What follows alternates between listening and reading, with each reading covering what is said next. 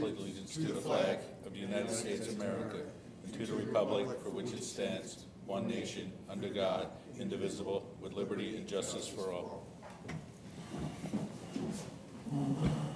Serious guy. Good evening. Welcome to the Planning Board meeting of February 9th, 2023. First on the agenda tonight is the Town of Carmel Comprehensive Master Plan. Pat, would you mind facilitating, please? Yes, sir, Mr. Chairman. So we may be able to finish up tonight. Fingers crossed. So where we were at the last meeting is we had two sections that were in front of us. One was the sign section and one was the off-street parking section. Mike capably amended and reviewed those sections and has given you today his updates to those two sections. So can we move past that? At the end of this, if we want to come back to them, let's come back to them, but let's see if we can get through everything else. Or we can send our Comments comments to in to Mike and Yep. to you generally. right? Absolutely. Okay. Okay, so that brings us to page 153 of the draft. And it's section 156-44. That's the section we're up to in the code, John, because I know you've got a different version, I think. I have to. Okay, 156-44. So that is a small little section that's been added on historic buildings. Page 153, section 4, right? Yep. Okay, got it. Sorry about that. That's right, we just started. Sorry, Mr. Chairman. That's right, we just started. So this is now a new section that basically highlights what is local, what is law anyway, which is a designated historic structure, requires approval from SHPO, basically the State Historic Preservation Ordinance. That was never in the code. Now it's simply a reminder that designated historic structures require this separate level of review and approval by the state. So that's a So- good provision. I just want to mention to Ray and Anthony, Yep. to Mike did a nice job reviewing the signage. Yes. Rather than spend a lot of time going through it now, if you don't mind reading on your own and sending Mike the comments. Okay, thank you. I'm sorry, Pat. No. So the next section is a section we've never had before in the code, and it deals with landscaping, lighting, and art fixtures. So the first section deals with landscaping. There are a host of provisions that are provided, all of which are sort of generalized good practices. I have no real comments with respect to this, other than the rule of thumb that we've been using, which is a number for native species, which is to provide at least 70% of the new landscaping as native plants and not exotic species. So I'd like to add the 70% provision in here. Doesn't it make it that they don't have to water them? They require less water, they water. require less fertilizer, they're appropriate for this climate. So that's why it's a benefit, especially for us where things like water are an issue. So all of these standards are all good, there's nothing wrong with them, it's all apple, pie, and mom kind of standards, they're great. Do we have anything about rain gardens in here? So no, because we're gonna hit that at the last section, which is in stormwater management. Okay, because I was looking for it, I said, okay. Yes, a rain garden's kind of pulled out separately because it's actually a green stormwater management practice according to DEC. It also serves as landscaping and buffering sometimes, but it's fallen into that stormwater management pile. Page 156 deals with some screening requirements. And again, this is all good practice. The primary issue that I was worried about, which is number 5 at the bottom of the page, which allows you as the planning board to modify these standards. So as long as you have the ability to modify, I'm fine with all of those standards. They're good standards, but it doesn't bind you in any way. You still have the ability to make your own judgment on a case-by-case basis. Which makes perfect sense if you think about redevelopment, when there's not an option to put substantial buffers between properties. You know, it's not there. We can't take away parking to allow for buffers. It doesn't help the development of property. And that's a great point. So oftentimes, we need the redevelopment of the property to happen. If they didn't have some nice landscaping, in some instances, the answer is so what? We'd rather have the redevelopment to occur. So the waiver's there, and that gives you that authority. Because we've also seen some locations that we've cleared cut too much in my mind. Agreed. Oh, absolutely right. That's why the standards are great. It gives the developers, as I've said all along, they should know what our expectations are. So now they're embedded in the ordinance, they know what to expect. Right. It's a good tool. The second section of this provision deals with lighting standards. So we've never had those before, it's always been a judgment for you. So once again, these are good generalized standards in terms of what we should provide in terms of lighting, the requirement of a lighting plan, which is now something that we occasionally ask for, but not always. And it has general standards and prohibitions, what's required. The good news is if you go to page 159 and 160, that's where they actually start adding standards. So for heights of the poles, foot candles of light fixtures, so they're measurable standards that are explicitly defined in the code, not arbitrary, and good practices. We've been basically asking for this stuff in many instances, but not every instance, and now it's in the code. What about instances like a ATM where the government has oversight and requires a certain lumens at a? So that's a great point. So the answer is your ATM can't be on the property line because you will exceed our standard. Relocate it 50 feet back and it won't exceed the 1 foot candle standard. So I like that, but this is better because it will force us to cite them appropriately. Yep. Pat, under prohibitions, would it be worth putting here, because I'm not, we've spoken to Mike about this issue, LED or other type of string lighting outlining windows. In the master plan, there's actually a picture of one of these and saying it's prohibited. Can we call that out specifically as a prohibition in here? I called that out in the sign ordinance. But it's not just signage. It's- Agreed. I wrote down I would say this is a lighting section. Let's put it in here as well. But I put it in there that no lighting shall outline the glass of a window. I understand. Okay. I understand. It belongs in here as the standard as well. Yeah. So good point, we can add that, along with mercury vapor lights and all the Right. other things that we don't want. Pat, do some municipalities have taken another step further, especially, I mean, the majority of the lighting we're going to see is going to be LED with the color temperatures? You're in there. You know, because Oh, you're no, all you're over in the there. place, between 3,000, 4,000, 5,000 K. Yep. I don't know if we want to standardize it. Do we want to see this bright glaring white or a soft warm white? Or if we So don't have any on- kind of on page- standardization, you'll see just the whole array. 161, page 161K, Anthony, take a look at that. Energy efficient light sources are encouraged. LED color shall not exceed 3,000 Kelvin. And I don't know if 3,000 Kelvin is appropriate. We'll That's a see. warmer white. So that's the kind of thing, Anthony, I look to your expertise to help us with, if those numbers make sense. I like that, it's specifically in there. And I'm sorry to digress a little bit, just going back to our plantings. Yep. We talk about, a lot of times we talk about native plantings. Yeah. But we don't, do we have a definitive list of what we So there is consider a a native? definitive list. So we'll, as we've done in other places, post it on the website and link our comment to, Okay. we now will have a Town of Carmel list of native species. Thank you. And again, this also provides the waiver provision as well. The third piece of this, which is kind of interesting, which is art sculptures and visual enhancements. So for Bottom- large-scale projects. Bottom page 162. 162. For large-scale projects, we now have a requirement that you have to provide art sculpture, water feature, or similar improvement consistent with the design of the proposed buildings. I think that's a great touch. Again, our effort to provide aesthetically attractive buildings and improvements, it's our goal, right? So including that, specifically calling it out and making it a requirement is a good way to get there. Now, you gotta be careful about that because art is art. So, So one question. I'm thinking of a building in particular in downtown Mahopac that has murals painted on Yep. the side. Yep. They're very attractive. To me, it's something that ought to be encouraged.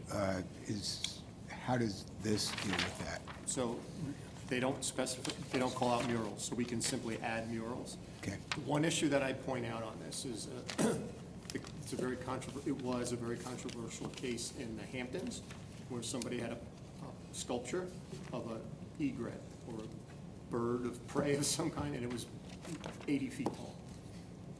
Exceeded the zoning requirements by 10 times.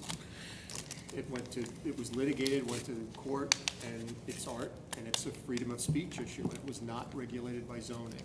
So we may want to add some language in here regardless, if you're art or not, you still have to comply with the height requirements of the zoning. And whether somebody's smart enough to challenge that or not, I don't know. But we don't want to have somebody installing a 500-foot tall. So what would happen instead of a nice artful mural about the history of the town, which is what's up there, somebody put in a political sign that was contentious? It's art that's what I started with, art is Yeah. art, right? So maybe we could find, I'll talk to Joe about this, maybe there's language about non-offensive, not politically correct, but that theory, that it shouldn't be offensive to the community, character, judgment, taste, something like that. Murals are in that sign ordinance. It is, okay. I don't remember what it says exactly, and I just tried pulling it Okay. up on my computer. I'll look for it. It's in there, and it needs special approval, but you can do them. I'll look for it. So the approval would be able to control what is written, I believe, but again, that's all legal. Okay. And the But only then, other- Pat, I'm sorry, Go ahead. who would then decide what's offensive and not offensive? That's the That's- problem. And did I hear somebody say political signs? I mean, It's that's a not different art, story. is it? That's a different story. Yeah, Okay, but political speech has its own protections. It does, as does political signage. right, okay. So that's not what this is. This is saying if you must, if you're a 50,000 square foot building or larger, you have to provide something, some art facility. The one thing that I would say with respect to this is, must it be on that site? Or could you put a sculpture in downtown Mahopac if you wanted to, as opposed to on your property that's off in the corner somewhere? And are water features considered art too, or is that? A it is? fountain. I Wow, think it specifies fountains. okay, Water feature, yeah, okay. So the only question I had to you is, do you think it's worth to be able to do it off-site? Huh. In an appropriate With place, approval. why not? Yeah, With approval. with approval. With Yeah, approval, right. yeah. Part of your, this is part of your site plan Yeah. approval, so you have complete control. To the extent you can control art, you would have control of the siting of this, the location of it, that sort of thing. So if you're okay, I kind of think it's not a bad idea. Yeah. The problem I have with it is if McDonald's comes in and wants to do a mural on the side of their building, 50 by 20, and it's the Golden Arches, now they have a 50 by 20 sign on the side of their building. That's So the that's, difference. So- that's where it becomes, you just have to be careful what we Right, ask art is for. art, a sign is a sign, so Ah, there's, Right. Okay. we've got to be careful. Taco Bell was trying to do that, if you remember. Yeah, yeah, And yeah. I said that's a sign, so you, at the time, we didn't have that section in here, so. Yeah, it's interesting, and talk about a gray area, is a statue of Ronald McDonald a sign, or is it art? Right? Yeah. I don't know, where do you draw the line? It's a trademark, that's trademarked, so that probably would be closer to advertising. Oh, I like that. So, But I'll get Joe's guidance with respect to that. I'm sure there's, yeah, sure. this is an area of law that I'm sure has been talked about many times. Okay, so those were those goodies that we were adding on, lighting and so forth. The next section deals with 15646. I don't know why this is here. So this is clearing, filling, and grading permit. If you read the preamble to this, it says you have to get if you do things on your property, you need this permit. Except if you're doing these activities in accordance with a site plan. So if you're approving the grading and modifying of the site during your site plan, you don't care about this grading permit. So I'm saying this is Mike and Rich's issue entirely, not your issue. You'll never issue a grading permit. Mike will, Rich will, but you will be dealing with grading during your site plan approval process. So I'm saying you don't have to worry about this section of the code. He does, but you guys don't. But if wouldn't us having in here, for instance, you need to have your fill checked and approved, wouldn't that help Mike, that he could point to this? 100%. Okay. But again, it's just not, you'll never deal with these provisions. But they Why? should be here for Mike. Absolutely, Right, so it okay. needs to be in the code, Yeah, okay. 100%. Yeah. So, a site plan, Mike, supersedes the requirement for this permit. As does a subdivision and a building Yep, permit. exactly. But if somebody is just grading their property, then what? There would be no need, if there's no site, it's just a grading permit. Right now, if somebody wants to grade their property, they already have their house on it, and they want to regrade their property, if they disturb over 5,000 square feet currently, we have them come to this board. This is 400 square feet. We've always had that though, right? That hasn't changed. Yes. So maybe that needs to be clarified. At what point does it require this board's approval? We've been doing the 5,000 because that's the point when it becomes the need for a SWIP, and when we do the SWIP, we bring it here, because that, if you think about a garden in your backyard, and you're regrading your garden, yes, you're regrading it, but that's not what the intent of the law. We don't want every garden to come here, but you change your pitch, and all of a sudden, your neighbor's water that usually runs down now stays on their property. You change the whole slope of the whole neighborhood technically. So this now lowers that standard to 2,400 square feet? That's a lot. We do 5,000 now. That's a lower standard. I don't know that you want to bother yourselves with people grading their backyards necessarily. We see maybe one of those every 18 months. We don't Right. see them often. We see Usually none, the and then we issue see is the 3, fill and then we that's see. being brought in. Right. Yeah, it's usually It's none. not so much a disturbance. Right. And and usually it's something that Mike's caught a violation associated. That's why we want them to come to you, so we have extra control. People that just grade off a backyard, it's usually never a big deal. Usually it's somebody brought in illegal fill. Correct. That's usually what we see, which we want everybody to pay attention to those things. Isn't this gonna bring unnecessary work into Mike's office? No, so he's 2,400? doing it already, But not at 2,400. not at 24. But that's what I mean, that's what, so shouldn't we put it back to 5,000? That's where I'm That's, going. okay, that's what I meant, but every time someone puts a garden in their backyard, I'm exaggerating, we don't want that to Correct, come in front of Mike. or they get a truckload of dirt and fill the potholes when you get the little Yeah, hollow yeah, spots. yeah, That's yeah. not the intent of the law. So let's put it back to 5,000, and Mike doesn't get nickel and dimed so much. So And you're with getting rid of that- the range. You're getting rid of a range of 400 to 24 to I say use the fixed number of fixed 5,000. number of 5,000. So with that, we can skip through this because it's straightforward, other than that. The next section is on page 169, and this is performance standards, 15647. So this is a fairly standard provision in a lot of codes, which basically says don't mess up the world. Noise, vibration, smoke, all those sorts of things are fairly standard provisions, and the language that they've used, it's fairly standard. So I'll go through them quickly with you. So basically, what this is saying is you, as the planning board, in considering your site plan approvals or subdivision approvals, must take these standards into account in considering the approval of a plan. Now, you do that now always under seeker, and that's a requirement under seeker, so you always do this. But once again, this is expressing the town's expectations with respect to noise. So now it speaks to noise generation. This is the one part of this I have a problem with, because we have a noise ordinance. So this should cross-reference the noise ordinance. As long as it cross-references that, I think we're okay. The problem is our noise ordinance is measured at different spots. It is. One section of code is at the complainant's property line, one's at the property with the complaint's property. It's a difficult ordinance to, It's always difficult to Follow. enforce, and with noise, by the time the cop gets there Yeah. they turn off the noise generating, whatever, they stop the backhoe or whatever it is. We don't restrict noise on Sundays, do we? yes. We do. We do. You How can't so? do excavation on Sundays. Yeah, generally no work on Sundays. But you can, You can mow your You can lawn. mow your lawn. I was thinking of the blowers and, Yeah. yeah, okay. Yeah. It's no major We've had people ask for that, but what about the guy that works 6 days a week? It's kind of hard to, Yes. then he gets a violation for not mowing his lawn. you It know? rains all week long, and then, Correct. you only have a weekend to do it. Right, but a construction worker with a jackhammer on a Sunday, that's a noise ordinance infraction. Okay. The next section is vibration. Pat, can I ask one Yeah, I'm question? So, sorry. yeah, I get the Sundays, because Sunday's a day. Yeah. But couldn't it be like after 8 AM on Sunday? Because some of these So guys start. That's a noise ordinance, Yeah. doesn't Yeah, it? that's what I'm saying. Can we do that? But you Is can't that- do excavation. They don't want somebody Right. trying to enjoy their family on a Sunday and the neighbor digging into a rock on the next property. So they, if they're doing a subdivision, don't do Right. the excavation on Sundays. That's what they try to Right. keep it Well, from. you do have, there is What a about time. as residents now?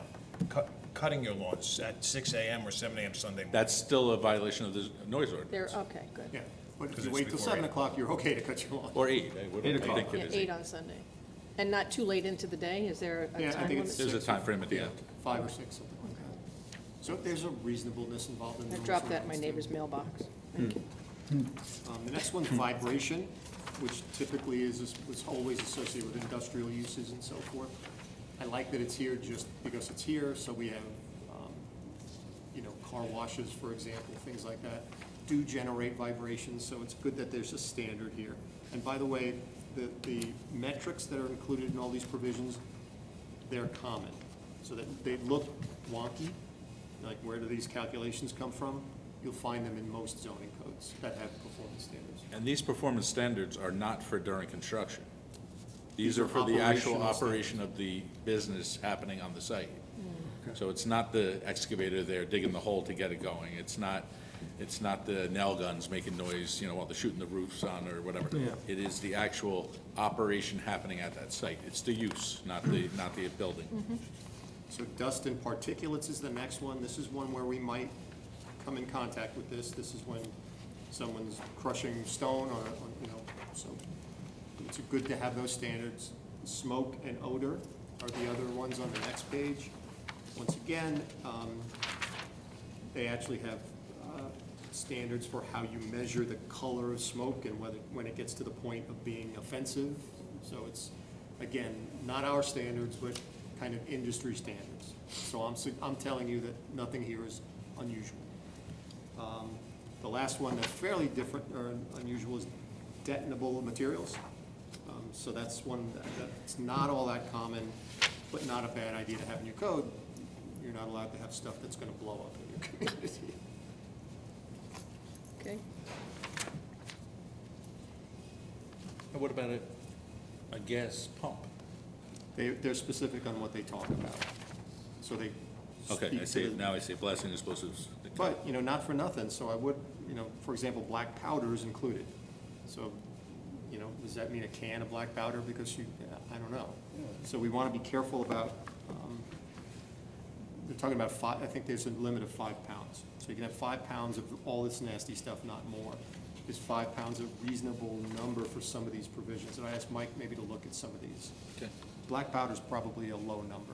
That's a fairly benign kind of thing, and it's a sportsman use it, and it's not. People might make their own bullets, right? Yeah, yeah. Lead azide, use that Muzzle for short loading when you make your own primer. and, If you But again, reload that would- Lead azide, 5 pounds is nothing. But again, that'd be a use accessory to your house. That's not, Oh, okay. this is a business, I believe, right? Yes. Okay, Yeah. just want to make sure I'm Okay. not missing something. Well, it's not specific to that. The assumption is, but it's application, any use established, it's really any use established, Mike. So conceivably, it's a residential building as well. We're talking 156-47, right? So it says in paragraph 1, it says objectives of the following performance standards are to ensure all non-residential uses. There you go, non-residential. So Where do you it's see not that? First, Where is it? Page Right? 169 at the bottom. Oh, right in the there it objective. is. Thank you. I missed that. The next one's the one I want you to focus on tonight. It's the residential cluster subdivision. So as you know, currently we have a formula that's in the code. It's a mathematical calculation that you must do to determine how many lots you can have in a cluster subdivision. That's unusual. So the state enabling legislation that allows us to do clustering basically says you find out what a conventional subdivision will yield, and those are the number of lots you can have in a cluster subdivision. So that's what Bonnie has proposed here, to use that standard. So we would be abandoning this formula that we've used in the past. The issue that, Can you just re-explain what you just said? I understand. I was explaining it. I understand what we used to have. I don't understand what she's doing. When you do that, what's the difference? so In the two. right, so the formula we have now will generally yield more lots than the process that Bonnie has proposed in the ordinance and which is commonplace everywhere. So what you would do is an applicant would come in and say, this is my conventional subdivision under the existing zoning, and now we have multiple residential zones, so the numbers would vary. This is how I can develop my property. I can get 10 lots, for example. You would assess that and sweat the details of lot number 1 and not number 5. That's not gonna work. And at the end of your review, you might only get 8 lots. But you have to review the conventional subdivision like you review any subdivision to determine what the potential yield would be. Once you get a number, then you throw that plan away, the developer comes back with an 8-lot cluster plan. And then you evaluate the cluster plan, but he's entitled to 8 lots. How they're configured is part of your second review. So that's what's proposed in this ordinance. Now, remember where we started this conversation many months ago now was a lot yield deduction, which if you remember, wetlands, steep slopes, all that nasty stuff gets deducted from your lot before you do anything. So this will significantly restrict the lot yield of cluster subdivisions because it also says you must deduct all that stuff as well. So now that that conventional subdivision, what they started with, which was, they thought 10, you worked it down to 8. Now when you deduct steep slopes and wetland setbacks, it's 6 or 5 or 4 lots, whatever it might be. And now they move forward from there. So I just want you to be aware that lot yield deduction that's built into everything we're going to assess, not only cluster subdivisions, is an issue. You've already raised that. You've already said back to the town board, we have a concern with that provision. Question, under the old cluster provision, Yep. didn't we have a minimum acreage size, 20 acres or There was a something? minimum acreage size, and there was also, by the way, a deduction for certain environmental constraints that So- went into the formula. So I'm just looking on subsection 6A in the top of 178. It says you can go down as low as 1 acre. So I'll get there. So Yeah. that's another point to bear in mind. So let me get there. Yeah, okay. Before we move forward, Pat, just a question, because I'm reading this, and I think the language is saying anywhere where a residential home could be built. Fast forward, we look at our zoning map in OSR district saying we need a 3-acre minimum, so this is a big disconnect. There's a big disconnect, and specifically with OSR, the zone, we've already said we have a problem. And, you know, you said, oh, let me rephrase that. What do you think? I mean, is there a benefit to staying with what we have versus So adopting? no, this new? I don't like the formula because I think it does not achieve the goal of a cluster subdivision quite well enough. Okay. What I'd like to have, however, is not the automatic deduct of all these constraints. I would like you to make a judgment on a case-by-case basis. If that's an important wetland, we ought to stay away from it. But that's a crappy wetland, we can encroach into it a little bit. And that steep slope, we might be able to modify, but this one we shouldn't modify. It should be a judgment of the board, not an automatic deduct. But doesn't that come up in a different way in the sense that if the non-developable portion of the cluster Yep. is going to be a wetland, do we care? In other words, you know, if it's not going to be developed. So that's and the if- point, Yeah. right? That's the point. So Yeah. they're getting hit both ways. Correct. And that's the problem with the automatic deduct. So the point of the cluster is you're gonna avoid the wetland. Yeah. That's why you're clustering. Yeah. So now you're starting with a premise, we're gonna take the wetland land area away from you, from your yield. So it's inherently disadvantageous to the developer. Now, some communities may want that. Like, we're trying to be anti-development, and we want to restrict things. That's not necessarily been a tactic in our approach. The one thing I will say, though, is we're going to see, of the subdivisions we're going to continue to see, they'll be more and more constrained. The flat level lots have all been developed. So the subdivisions we're going to see are going to have wetlands, they're going to have steep slopes, they're going to have these restrictions. So the whole, and remember, this automatic deduct is for everything, not just cluster subdivisions. So you really want to weigh in strongly on whether or not we think that's appropriate to be an automatic deduct. The other thing about the automatic deduct is it's going to be left to a surveyor. He's going to define where's that steep slope area, and he can adjust and tweak and twist a little bit. I'd rather you be the ones adjusting and tweaking and twisting things than leaving it to an applicant to present to you, this is what I believe I'm deducting. You should be the one saying, no, you ought to deduct this, that, but not that. That takes away the whole benefit of the cluster. If you're gonna cluster something, you're taking your land and you're developing a small area so you don't disturb all that other land. So if you lose everything that's, Yeah. why would you do it? That's exactly. And I don't mean that, I'm not trying to be difficult, it's just, why do it? Why go Yeah, through so- all the problem of getting an HOA and an open space and all this other stuff? That's exactly right. You're gonna have to maintain your roads, just put a town road and let them take care of it. Yeah, most of these are private roads, they're HOAs, expensive to set all that up, to Mike's point, there's no question about it. So if the notion of cluster the concept, it's a good concept. You preserve the stuff that should be preserved. So, again, my instinct is, I think Mike is telling you too, is we shouldn't put impediments to allowing a developer to use this tool. So question, when we talk about cluster homes, are they single-family homes or multi-family? So that's another thing we'll get to Okay. in a second. Sorry. Can Okay.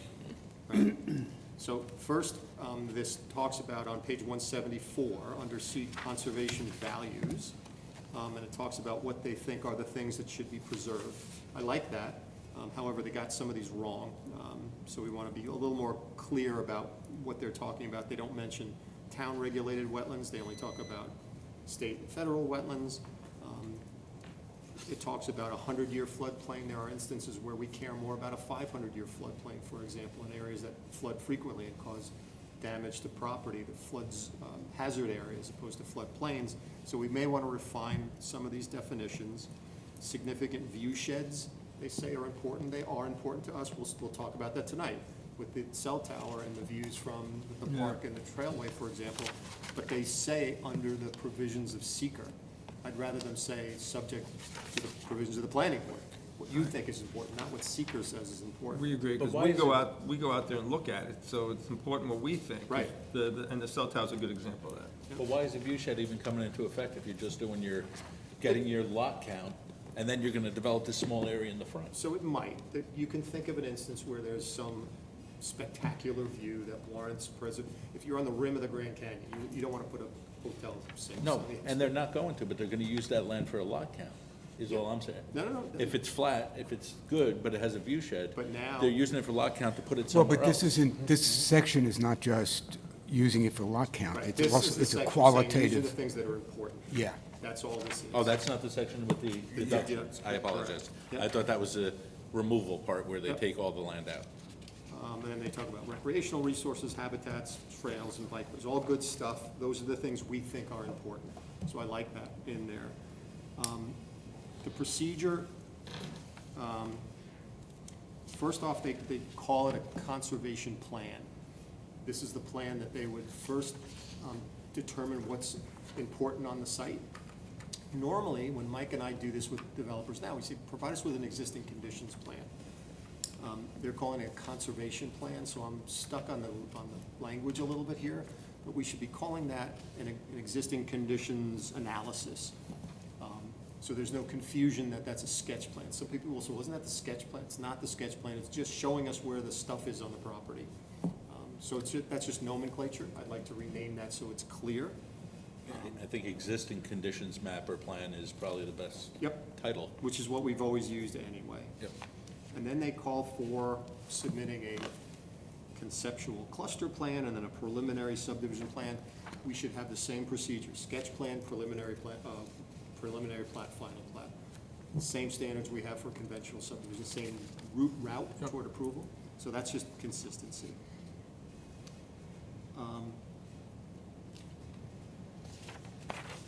The conservation analysis plan, and again, this is the existing plan, just cite to those provisions we talked about that were important prior to it. And B is an important piece to this. The planning board shall review this existing conditions plan to determine which resources are to be protected. No less than 50% of the gross area of the parcel shall be set aside for conservation. No less than 50%. Where did 50% come from? It's an arbitrary number. We may have sites where we want to preserve a lot more than that. We may want to preserve less than that in certain particular instances. So again, planning board shall decide the percent of that rather than a fixed number. If a developer's willing to put in a pool, a tennis court and all this, why would we not want that? Yeah, We would want that for the Would people wetlands that's, and steep slopes count towards that 50%? yeah. And just to Yeah, so backtrack a that's, so little that's bit, that's the tricky we as a part. board are not, conservationists or biologists. Right, so We're that, making so we're here's the taking a lot on game, ourselves. Anthony, you hit on the point. So that's the game of a cluster subdivision. If a developer knows, I can't build there anyway, I'm gonna give it to you, I'm preserving these areas. Couldn't do anything there anyway. So it's not as though he's giving us anything. If we're doing this, you have to give us something that's tangibly beneficial to the community. Not just that crappy land over there, you can have that, that's fine. pond, the swamp. Right, that's, so it's actual preservation of something we think is important. right? So we're trying to get away from them playing that game with us here, to actually using this for the right reasons, to protect stuff. And it might be this much stuff, it might be that much stuff, who knows? It's really a case-by-case basis. So a fixed number is sort of arbitrary, and I'm uncomfortable with that. I'd rather give you the discretion to determine.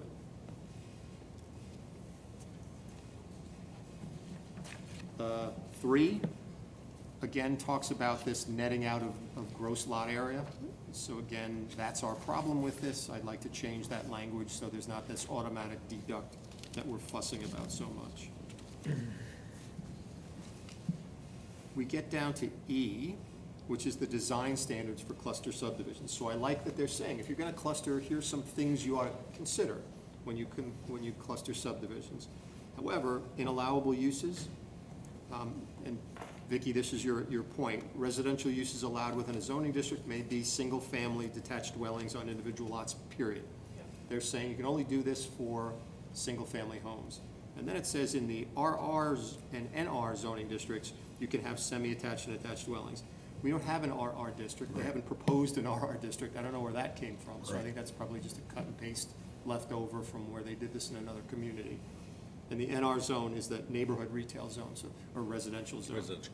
So, Do we want to talk about that a little bit? I mean, if we're looking to attract young people, young single people,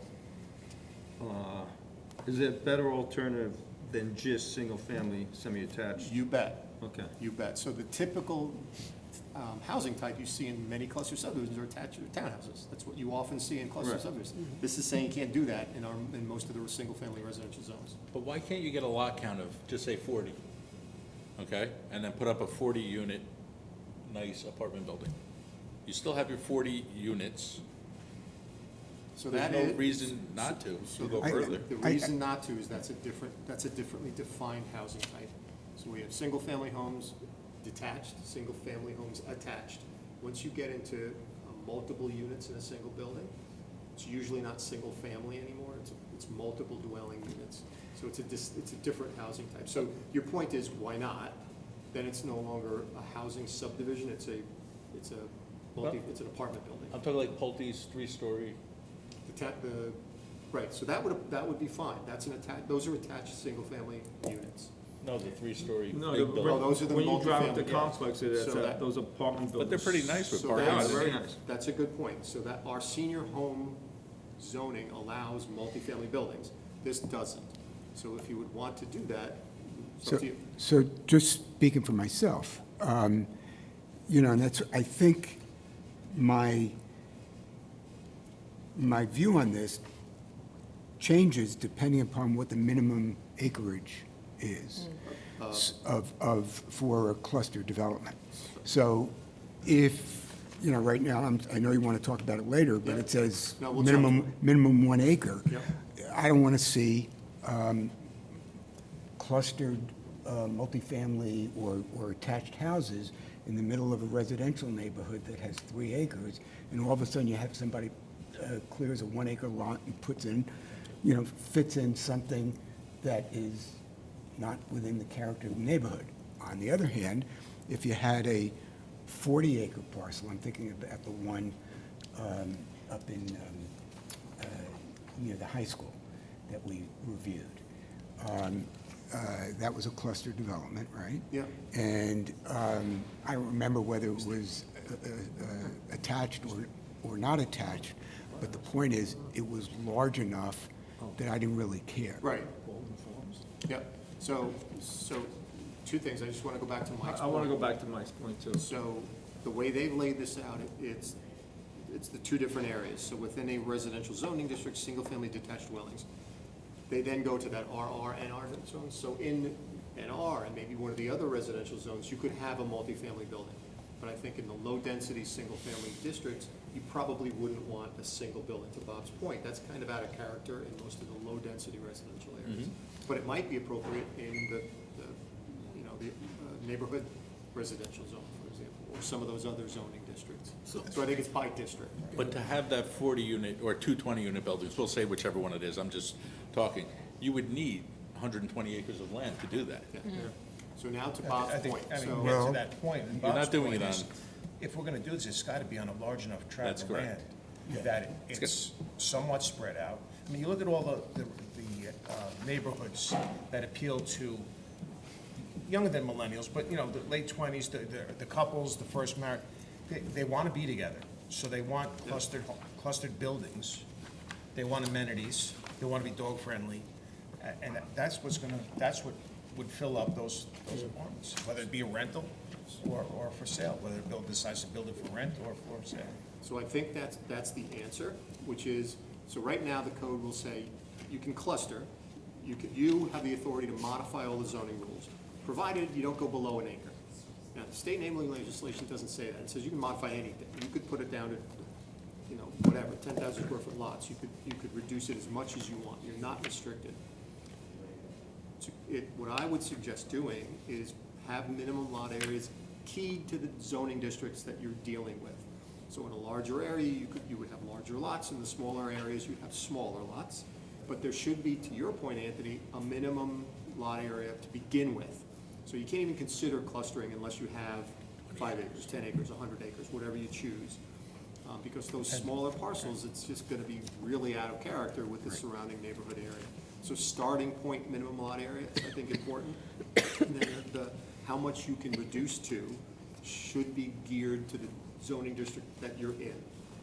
So those are my 2 So suggestions. give an example of how those two parameters would work. So the first parameter is this simply, you need to have a certain area. 10 acres, let's say, just So say, 10 okay. acres.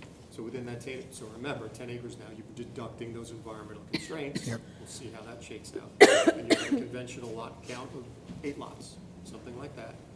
You can reduce the size of those 8 lots, depending on what zone you're in. So let's assume it's a 3-acre zone. So in a 3-acre zone, we don't want to produce 10,000 square foot lots. We want to have larger lots. Right. So we would adjust that number to maybe it is an acre. In a 3-acre zone, probably an acre. You do want to have some flexibility. So I would go 3 to 1. So Then what in is- a 2-acre zone, we don't want to have 1 What acre. is the one signify? The minimum, The minimum, so you, So- these are so for- lots. so- Remember, this is a subdivision, don't forget. Don't confuse this with a site plan for a multifamily building. So this is a subdivision where but you're if creating we're going to have distinct attached, lots. if we're going to have attached dwellings, how does that work on 1 acre? So it's the yield, it's the number of units you could have. So you configure it, so almost You configure it any way you want, but if the you're, yield can't be smaller and the. you can't have more than 5 units. And I'd like to make sure when we write this, that Mike's point's taken too, because No, I- all around us, people are building apartment buildings, and we've all talked as a board for numerous times about how everyone's leaving the area. I think we're all saying the same thing, if it's done right, Bob mentioned it, Well, Anthony remember, mentioned the size. so I will, I'm not taking, I'll just offer a different position. So a multifamily building, an apartment house, doesn't really belong in a single-family zone. It should be in a Agreed. multifamily zone. Right. Agreed. So putting a multifamily building in a single-family zone probably doesn't belong there. There are other zones where they belong, so put them in those zones, And they could cluster. and they can cluster. Yeah, okay. Yeah, so that's my only point. Mike, does with that- respect to the housing. Do it for you? Now, what you could do, to Mike's point, is say you can attach 6 units together. It can be 6 units attached. This way or that way, it doesn't really matter, but you can attach up to 6 units. So you can install those kinds of provisions to And just allow do that 7 to of happen. them. Pardon? And just do 7 clusters Yeah, of exactly 6 right. units, Yeah. almost like a garden-style apartment That's or something that's of what that it would be. nature. So that's a way to deal with it. I was just thinking of different No, attacks, Yeah. instead of just doing condo, townhouse, house. This is a different way that maybe some people would be interested, I totally agree with that. And remember, we're not gonna solve this. We're gonna tell Bonnie, solve this for us. Correct. So we're gonna lay out these options and see what she comes back with. Just to circle back before we move on, so with regard to the NR zoning, it says here currently single-family, semi-detached. Yep, Semi-attached. and attached. Did we have any discussion about maybe changing that for the NR zone to a 2-family? We did talk about that, and we offered that as a comment, right at the beginning. Okay, we did, all right, good, thanks. I thought we did, And by the way, so I don't know if you've seen the governor's budget, but the budget was released with the details of this housing mandate that's coming our way. we don't have time now, but we should talk about that, because it is a definitive mandate. It will turn into a number, a fixed number for our community that we must provide.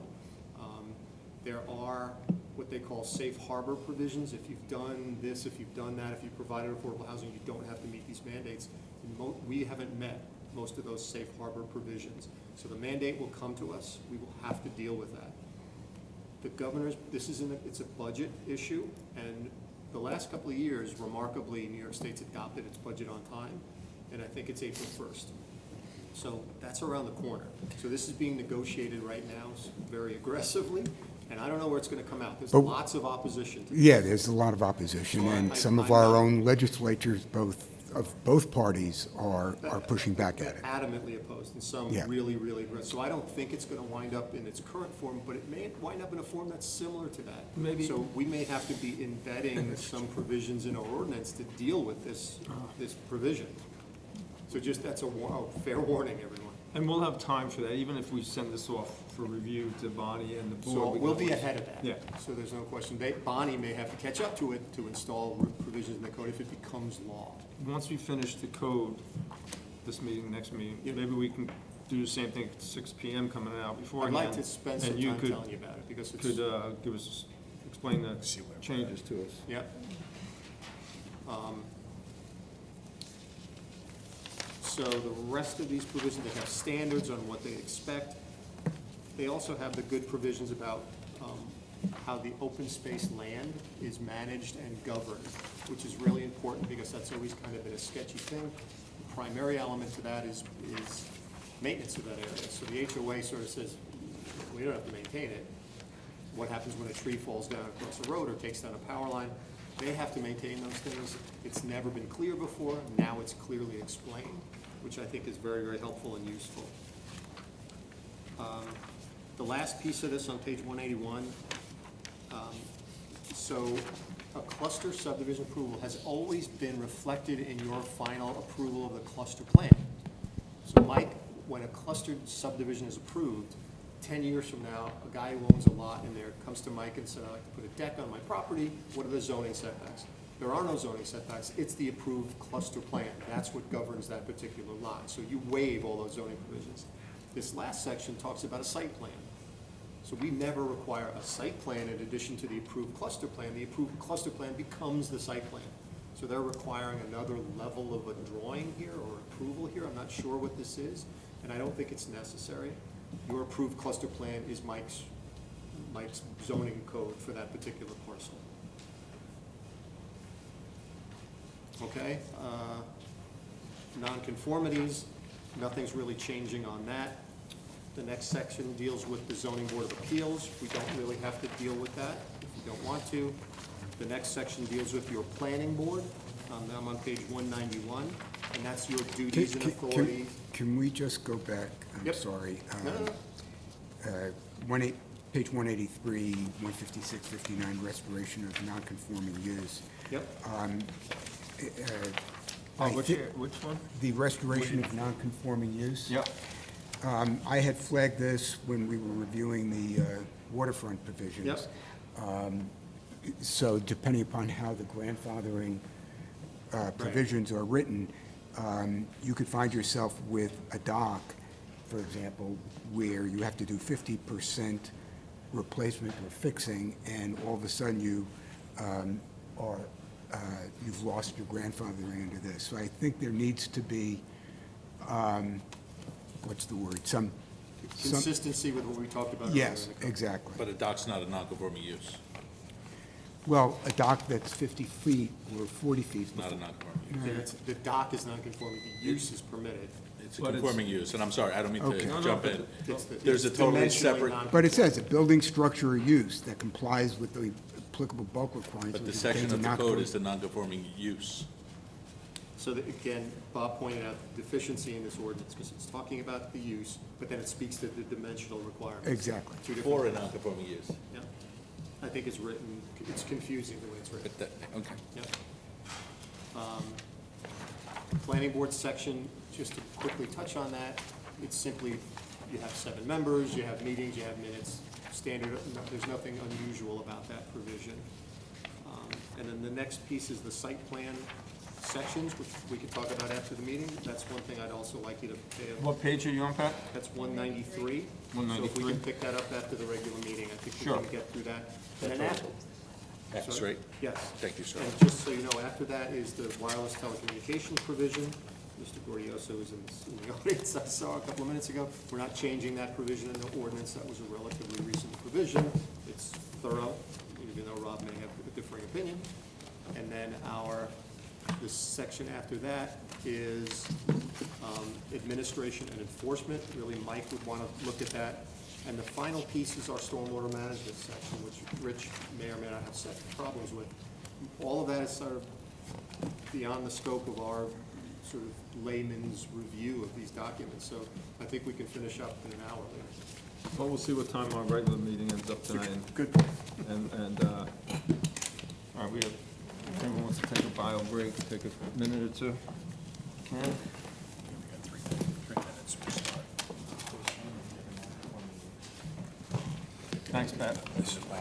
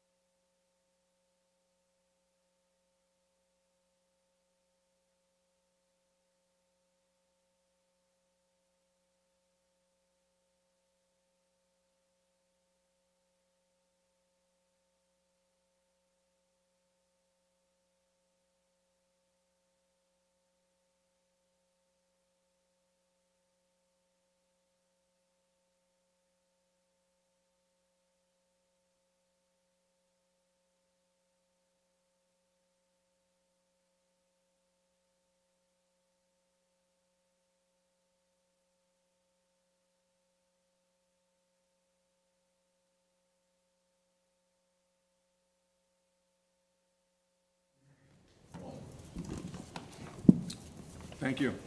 Next on the agenda is Kiwi Country Day School, 825 Union Valley Road. We did.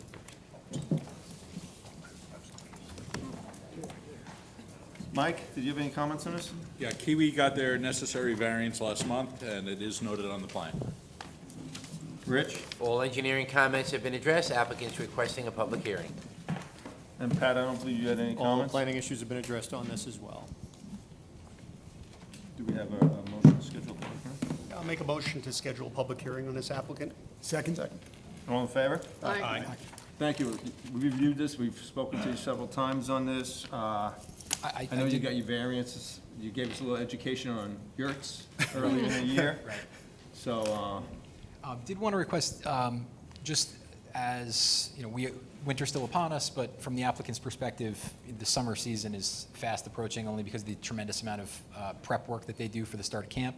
So anything we could do to potentially help expedite the process would be appreciated. So if we could schedule the public hearing for your next meeting on the 22nd, Yeah. that'd be greatly appreciated. And then if the board were comfortable with it, having Pat prepare a resolution for that meeting, in the event that the public hearing, you know, is open and closed, then you'll have something to vote As long as the public hearing on. goes well, be happy to do that. Leave Rose a message and she'll put it on the next agenda. Perfect. Okay, great. Thank you. Craig, I don't know if that's going to happen. There's a deadline issue with getting to the newspapers. I spoke with Rose about it ahead of time, and we got a game plan, and we're ready to Yeah, go. but she's gonna have to know that by 9 o'clock tomorrow morning, basically. I spoke to Rose a few times too, with the schedule with the newspapers and advertising. Just want to make sure everybody's aware. Dawn was gonna take care of this. Yep, I'll be in touch with Dawn tomorrow, and we'll take care Any of it. public hearings that need to be scheduled as a result of tonight, we were trying to juggle the calendars and, so, thanks, Mike, good point. Yes. Thank you.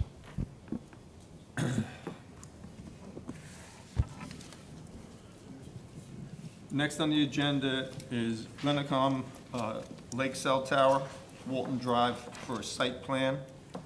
Mike, I believe you had some memos?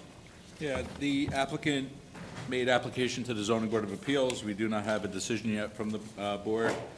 There's only one dark sky compliant fixture in the compound, and that is the only lighting for the site. So that answered my question about lighting. They put the note on the plat that was requested, and a detail of the sign that's going to be on the site. But I have a question. I was looking at the Dewberry report, and I don't necessarily understand exactly where the closest house is on this one with the 3 separate locations. So I put it where I thought it was, and it looked like you guys said Tower 1 and 2 are both the same height at 140 feet. But it's, according to my calculation, it looks like it's about 25 feet lower on the mountain. Is that the case? Yeah, so if you take a look at the chart on the bottom left-hand corner, we show that and if you read the letter, it says that basically we have to raise the ground elevation in the location number 2, 20 to 30 feet. And then you would have the 140-foot tower. So you'd literally have to fill in that entire area. And look, this isn't designed, this isn't engineered. This was an example of why we're requesting the variance. This is the basis for the variance. And just for the record, Robert Gaudioso, good evening, with the law firm of Snyder & Snyder on behalf of both applicants. So what we showed is that at location number 1, for example, the number of trees that would be removed would be 36. The amount of cut and fill, cubic feet, would be approximately 90,000. The amount of disturbance would be just under 20,000. And that would be the 140-foot tower with the 750-foot base elevation. If you look at hypothetical location number 2, we maintain the base elevation in order to maintain the height of the tower, because otherwise the setback wouldn't be met even at that location. Because remember, the setback is 2 times the height of the tower. So you would have to maintain the 140-foot tower to eliminate the setback at hypothetical location number 2. But in order to do that, the amount of ground disturbance would be well over 50% more at 33,804 square feet. The amount of cut and fill just skyrockets to 169,000 cubic feet, and the number of trees skyrockets, almost triples, to 88. that would have to be removed. But that would also include raising the ground elevation 30 feet. Can you give us this map with the nearest house shown on it so we can? Yes, so the nearest, so the nearest house is down to the bottom right-hand corner, it is shown, and what we did is, I highlighted my map, but you could see what we showed was the arc of the two closest houses, and that's why, if I can come over and just show I you see on it. your Now I map. You do. see it, see the arc? So we showed the arc of the setback based on a 140-foot tower. So- But again, that would assume the ground elevation would have to be raised up 30 feet. So option 2 and 3 comply with the 2 times the height of the tower distance from the house? No, so option 2 wouldn't, because it would be a change of the ground elevation by approximately 30 feet. So really what you need there is you need a 170-foot tower. Okay, so if you have a 170-foot tower, then you would need 2 times that, the height of the setback, and then the setback wouldn't apply. So that's why we showed hypothetically option number 3, which is 199 feet, which is just below the height for lighting. And that is actually, if you used a 199-foot tower and you didn't cut and fill, or you didn't fill, you'd have a base elevation of 684 plus the 199-foot tower would give you 875, which would be 15 feet lower in overall height, which wouldn't work from an RF standpoint, which was the whole purpose of the PeerCon report. So the purpose of this map, this alternatives map, was for the zoning board to show the justification why we picked the proposed location and why, under the public utility standard, the variance ought to be granted for the proposed location number 1. It was not designed, this map, or this letter and this report wasn't designed to say these are alternatives. It was to show why other locations on the property weren't feasible based on the code requirements, based on the environmental impact. I misunderstood that too. I thought they were all alternatives. No. We were just showing that even with these different alternatives, as you go back further on the property, they don't work. They don't work from an environmental standpoint. They don't work from a zoning code standpoint. They certainly don't work from, a construction standpoint to get back there if you're familiar with the property. So what size pad would you need for the option 2?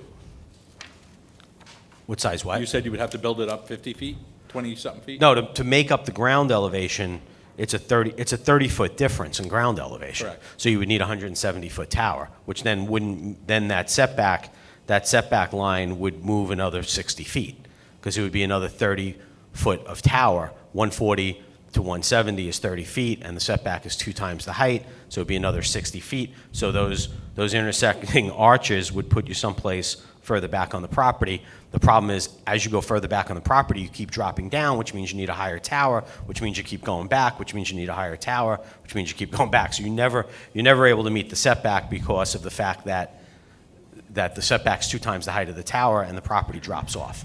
But you're bringing in 20 feet of fill for the tower 1? No, tower 1, we're maintaining the base elevation. We're cutting and filling, but we're cutting and filling for the access drive to get in there. Got it, okay. Can I ask a question about that? In option 1 and 2, in my own vernacular, the altitude remains the same. It's just that the dimensions of the tower change and the dimensions of the fill change. But ultimately, it's at the same level. So, yes, but let me just clarify a couple things. There's no option 1 or 2. There's the proposal. Whatever label you want to refer to. No, it's important because I just don't want to make sure that we don't misrepresent that we were offering alternatives, that this is, we're showing a second and third location hypothetically on the plan. So location number 2. So location number 2 is 30 feet lower in ground elevation, so it would need a 170-foot tower to maintain, to your point, the same, what I'll call AMSL. Okay. So just to put it into layman's terms, the tippy top of the tower in location 1 and location 2 is the same. Correct. Okay. With a 140-foot tower at location 1 and a 170-foot tower at location 2. I get it. Yep. But the difference is, in location number 2, how many, what is the distance from, I guess it's number 53 Walton Drive, the last house? So what we showed is that would be approximately 280 feet, which wouldn't meet the setback as well. Now, because I it would be- understand it's not meeting the setback, Yeah. but what is the difference in distance between location 1 and location number 2 Sure. as regards So. that house? So right now, we've made application, and the zoning board has had a public hearing and closed the public hearing. And that location, we have 174 feet, and location number 2 is approximately 280 feet. So it's approximately another 100 and some odd feet. Did you just mention the zoning board closed their hearing? Correct. Okay. I did not know that. I thought it was still open. But again, if you look on the plan and if you look in the letter, the amount of fill, the amount of area of disturbance, the number of trees, and what we showed on the plan is we showed a sketched out building envelope or area of disturbance. You see the amount is just tremendously more to get back and down into that spot. Plus, we still wouldn't meet the setback. I want to get to Rich's and Pat's comments and we'll turn. Rich, comments, please? So, thank you, Mr. Chairman. We've discussed setbacks and variances, so that has been to the Zoning Board of Appeal. Applicant has noted a comment that should be a pre-construction meeting. We have requested a lighting spill plan, but they noted that there was downward-facing dark light compliance fixtures. Light spill plan wasn't provided, but I don't think it's necessary because of the light fixtures. Big thing I have is the question of graphic representation of vehicle movements. They provided information for typical technician vehicles, SUVs, like a Chevrolet Suburban. What about cranes? What about larger vehicles that are going to be going in there to lift up and put new cell towers on these? So that vehicle maneuverability, at least graphically, should be presented to make sure that that equipment can get in there. That's important. Sure. Public improvements, performance bond, you know, anything regarding stormwater, erosion sediment control, drainage features, landscaping, that's all bondable. I just want to make the applicant aware of that. That's in our code. Rich, shouldn't we add to this paragraph you just read about bonding, shouldn't we add or can we add a bonding sentence on the roads? The roads are in, you know, we can tour the roads ahead of time, and they're gonna have all this heavy equipment moving in. Shouldn't they be responsible for leaving the roads in the same condition they were in? So typically that goes to the highway superintendent, Michael Simone. He does that for those larger projects when they come to him, so this should be referred to him for that opinion on it. Logging trucks, when there's been logging or silvicultural activities, when they came in and get the gas lines, Central Hudson Gas has some larger vehicles coming through. We did bond the road for them. It's just a bond. They go, Mike would go, the superintendent would go and inspect it, and then that would be the case on that, so. Is that reasonable? Yeah, so just a couple things. So on the crane, so the crane doesn't really go in and out. What we would do is stage the crane during the short one-day construction or setting of the pole, which comes in pieces, actually. We'd stage the crane in the area of where the construction entrance is, and we can certainly show that location. Same thing when we pour the foundation, and this all doesn't go on at the same time. This all goes on sequentially, because you have to pour the foundation, let it set, let it cure, then weeks later you come in and you set the pole, and that's usually a one-day event where you stack it in pieces. So the cement trucks would, again, stage right off of Walton Drive on the construction entrance, pipe the cement down to the foundation. That's the way we would do it. So the crane wouldn't actually be going into the area where we showed the turning moment, but we can certainly put on the plan the staging area and show that that's the area the crane would go. And, you know, I don't recall it, and I apologize that I don't. If that's part of, like, you have a staging area there, if that's part of your construction sequencing diagram, that should certainly be in there as part of the practice to move forward with this. So you're talking about the staging area, it should at least be listed, construction sequence, that staging area, how it's going to be returned back, if that's the case, right? Or if it's going to stay as a staging area. I think it's in there, but if you could just confirm that, that would be great. We have no problem with those type of details. And then as far as the road, I mean, the road's in good shape.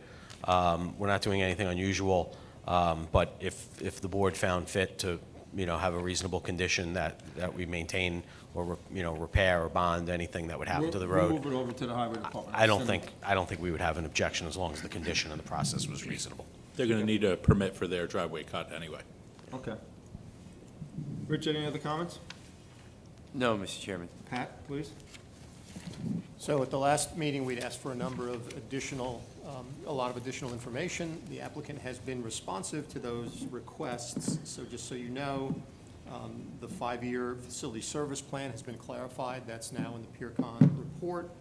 We'd asked for additional visual renderings from TKL Park and the Trailway. That's now been included as well. It's in your package. They've included a map delineating the wetland boundaries, which are now clarified. They've also clarified that 40 trees would be coming out. They will be providing a landscaping plan and replacing 40 trees. The driveway is going to be asphalt. As Rich mentioned, dark sky compliant light fixtures. I think there's only 2 light fixtures. They've clarified their security measures. Rich's point about the road, though, just to make you aware, they've indicated 3,346 cubic yards of fill material is required. Using 20-yard haul trucks, that's 334 truck trips down that road. So in fact, that road that's in good condition now may not be in good condition at the end of the job. So the notion of providing a restoration bond is a prudent measure in this. I didn't read ahead. Thank you. And the only thing I'd like to add on that is we did submit the color samples in the Saratoga report. What we did, though, is, anytime you photograph a color sample, there's always some variation. So if I may, just hand these up. We actually did some samples of a couple of colors, just for the record, so you have it. The Thunder Gray is the one we'd recommend, which is the one on top. The other one that we've used is Pine Cone Brown, which is the one on the bottom. But just so you have it for the record, that color is a little bit more accurate than when you look at the photocopies in your package. So, And Rob, that changed. Wasn't it brown originally?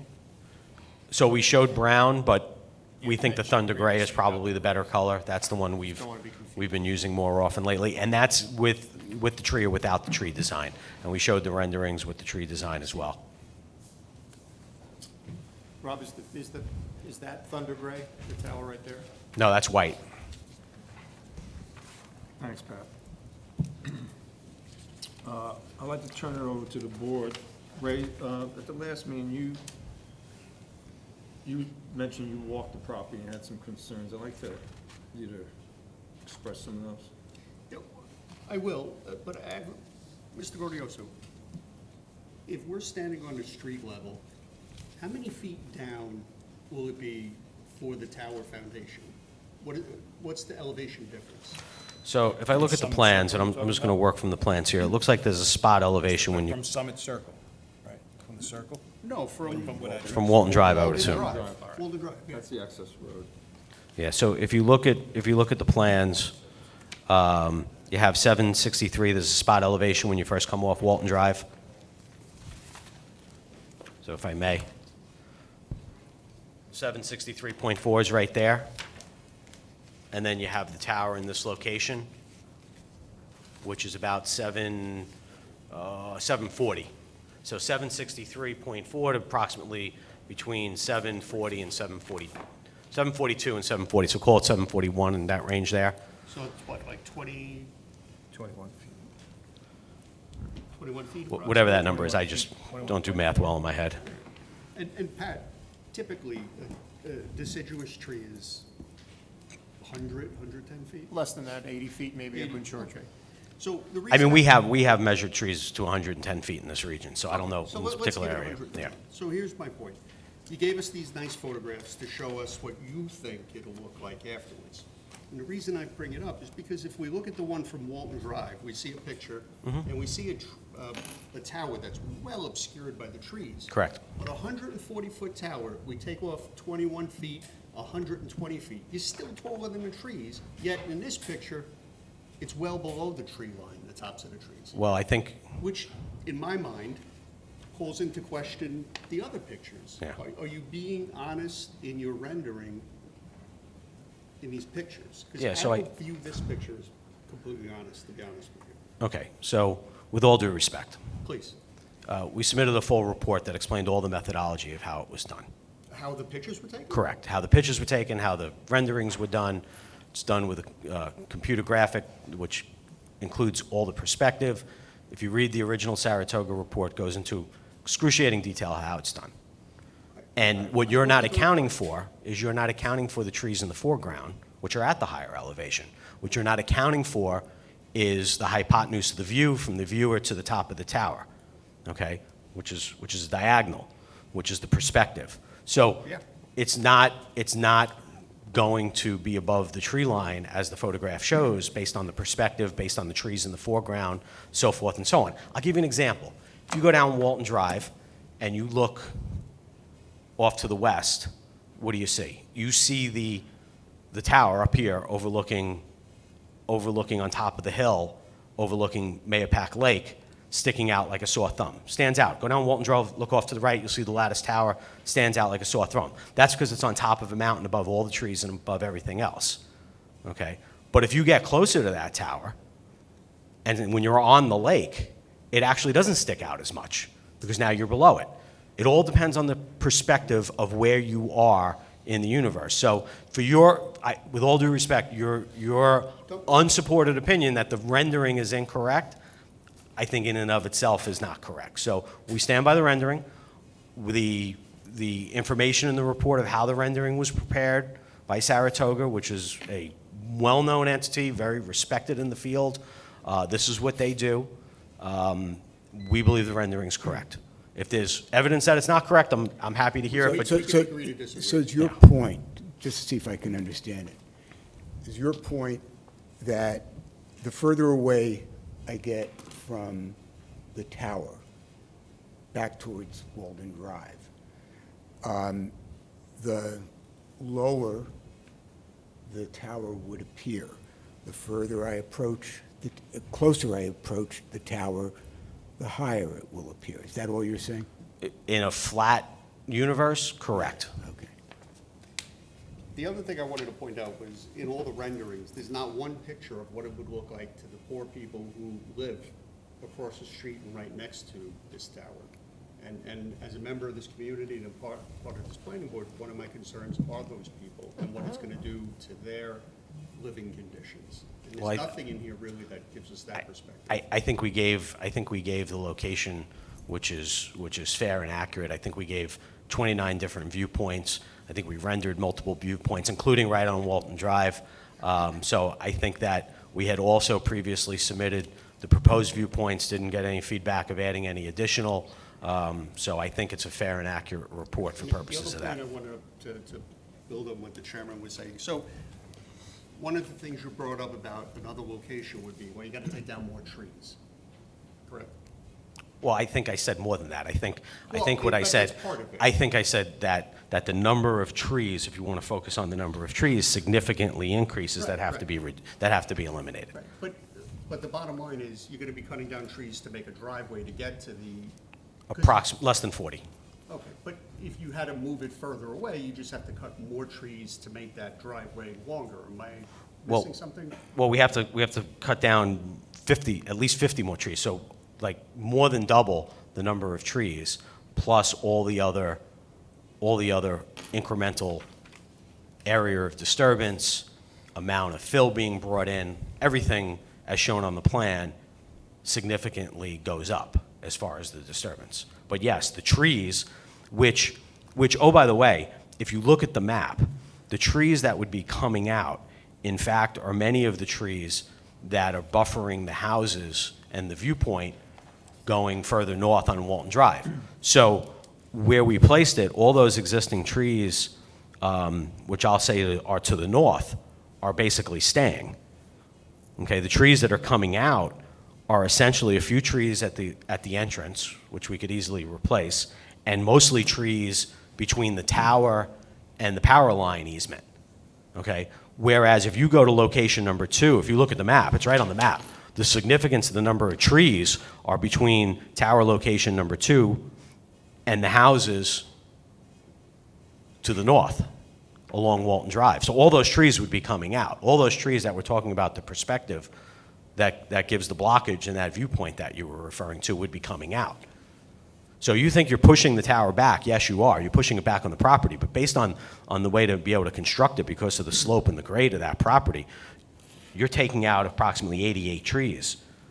You're having an area of disturbance of over 33,000 square feet. And when you look at where most of that disturbance is because of the slope, that's the area buffering the other set of houses, which are to the north, which would be 48 Walton Drive, which is the next closest house. So 48 Walton Drive, so the closest house is 53 Walton Drive, which is near the access point, okay? All the rest of the houses that are the closest ones are on the other side of the street, on the same side as where the tower would be. And if you go back to location number 2, you'll be taking out all those trees up in here. That's where all those trees are. Right now, we're taking out the trees down here. This is where the power lines are, okay? This is where the closest residence is. The next closest, and this is all on the other sheets of plans, next closest residence is up here. If you go to location number 2, you're taking out all these trees, which stand between the tower and that residence. Are you taking out the trees because that's where the tower is, or you're taking out the trees because you need access to? So if you look at the plan, you have 3 trees right here, which is where the construction entrance is coming in. You have a number of trees over here where there's grading. Here's where the tower is. You have trees back in this location here because of the grading in order to construct it. Okay? So that's where you see where the grading is. But when you go from 19,000 square feet of area of disturbance to over 33,000 feet of area of disturbance, the number of trees is significantly increased because the area of disturbance is increased. And in fact, the problem is in that location, it's the trees that are between the house and the pole. If you use location number 2 and accessed it from Maple Hills rather than from Walden area, would that change the amount of trees being taken out? No, it would be far worse. It's a 66.7 acre property. If No, you I'm came saying, in, would it change the number of trees taken out between the houses on Walden Road versus the location 2 tower? I'm not, I understand that you would have to take out more trees to get to the tower if you approached it from Maple Hill. I'm talking about simply Yeah. the perspective of the residents on Walden. yeah, if I can just come up, and I don't want to be dismissive of that thought, but I just don't think that's in any way possible. So here's the end of Maple Hill. Here's where the tower location is. Here's where the power lines are. So I don't know how you're going to get any place here without cutting a swath through heavy topography and forest to get to this location from anywhere even imaginable over at Maple Hills. But the question is, I think what you're getting at is, why does it have to go here if you access from over here? That's my question Yeah, also is, have you looked at, Maple Hill Estates is gonna get the revenue from this project. It has nothing to do with this application. Have you looked at putting your tower somewhere closer to Maple Hill where you would access from Maple Hill rather than access from Walton Drive? Yeah, so this is the location that Maple Hill made available for us, and there is no access through that So through Maple that Hill woods. said this is where you have to put it, you can't put it Correct. closer to us. Correct. Nice neighbors. Look, I got a question. I'm looking at the summer report, and if you are capable of showing me on there. I'm looking at a photo, and this particular photo is called out as Summit Circle Drive at the cul-de-sac. yes. That pole, whether it's with the fake foliage or not, is sitting in that home's backyard. And if you Okay. and it's not in the backyard, so Side it's yard. visible. It's visible from the street. And if you turn that photograph around and look in the opposite direction, you see the power line towers from that cul-de-sac, right? I don't think we have that. So I don't know if you went up there, but if you go up there, you'll see the power line towers from there too. So everything, everything's potentially visible. We've never said the pole is not visible. No, understood. Mr. Gordillo, so if you look at, I don't know what drawing this is, aerial map from Homeland Towers, Verizon, it doesn't have a number on it, Z1. All right. If I could see the map, okay, it's part of the site plan. Right. So if you look at that map, you see Maple Hill Drive comes up, and it kind of abuts the wooded area where you want to put it. I mean, was there any consideration to going at the end of that road and then going into the woods and putting the tower in that area? Yeah, that wasn't made available to us. Was it made available? Correct. We can only go where we're able to get a lease. So I think we've shown all the other different locations that we've looked at as well where we couldn't get a lease. This is, So Maple Hill said, we want the money, we want you to put it here, but we want you to put it next to those people's houses. look, I think there's a lot of characterizations that I think are completely unrelated to zoning, okay? So, you know, I think the comments like nice neighbor and they want the money and so forth, I think that's irrelevant to zoning. You may find it relevant But we're in your the planning mind, board, but that's not not the- relevant to We're zoning. the planning board, not the I know, zoning. but that's not a relevant criteria. I'm sorry, with all due respect. The criteria is our application based on your code, and we've made our application, okay? And what I've told you is, this is the location on the property they were willing to make available to us that we were able to lease. Okay, if they let us go there, we would go there. But we would go in a lot of places, but we can't get landlord permission. We don't take property by eminent domain, so we have to get a lease. We have to get an agreement from the property owner. Yeah, Mr. Codioso, I can wait. Down where? Down here? Over here? Yeah, it's much lower here. Yeah, Mr. Vicente, he was involved with the site selection. So, as far as, Please introduce yourself. Manny Vicente, president of Homeland Towers, as far as other locations, first off, the site needs to work technically, and we're at an elevation where the site works. Down where the condos are, the elevation is extremely lower. We're not talking 20, 30, 40 feet, we're talking 100 feet. I'm not sure the exact number, but it's extremely low. We wouldn't be able to get the kind of coverage that we need. That's number one. Number two, if you've been on the property and you look down that hill, how are we going to build a road? How are we going to access it from there? It's virtually impossible. It's like I've a been on, cliff. I think all of us have been on the property. So you've seen what I'm talking about. Well, if you. So the idea, if let you're me coming finish. down, if you're coming down, I agree with you, but if you're coming up from Maple Hills, I don't agree with you. You cut it. you cut Going it- up, going down, what difference does No, it you make? cut a road from Maple You Hills. have down an to Maine, right extreme away through. difference in elevation. You have essentially practically a cliff. How are we going to build a road there? It won't work technically because the elevation's too low down there. That's number one. And how are we going to build a road to access it? You really can't. You talk about planning, that's crazy. It's just crazy talk, quite frankly.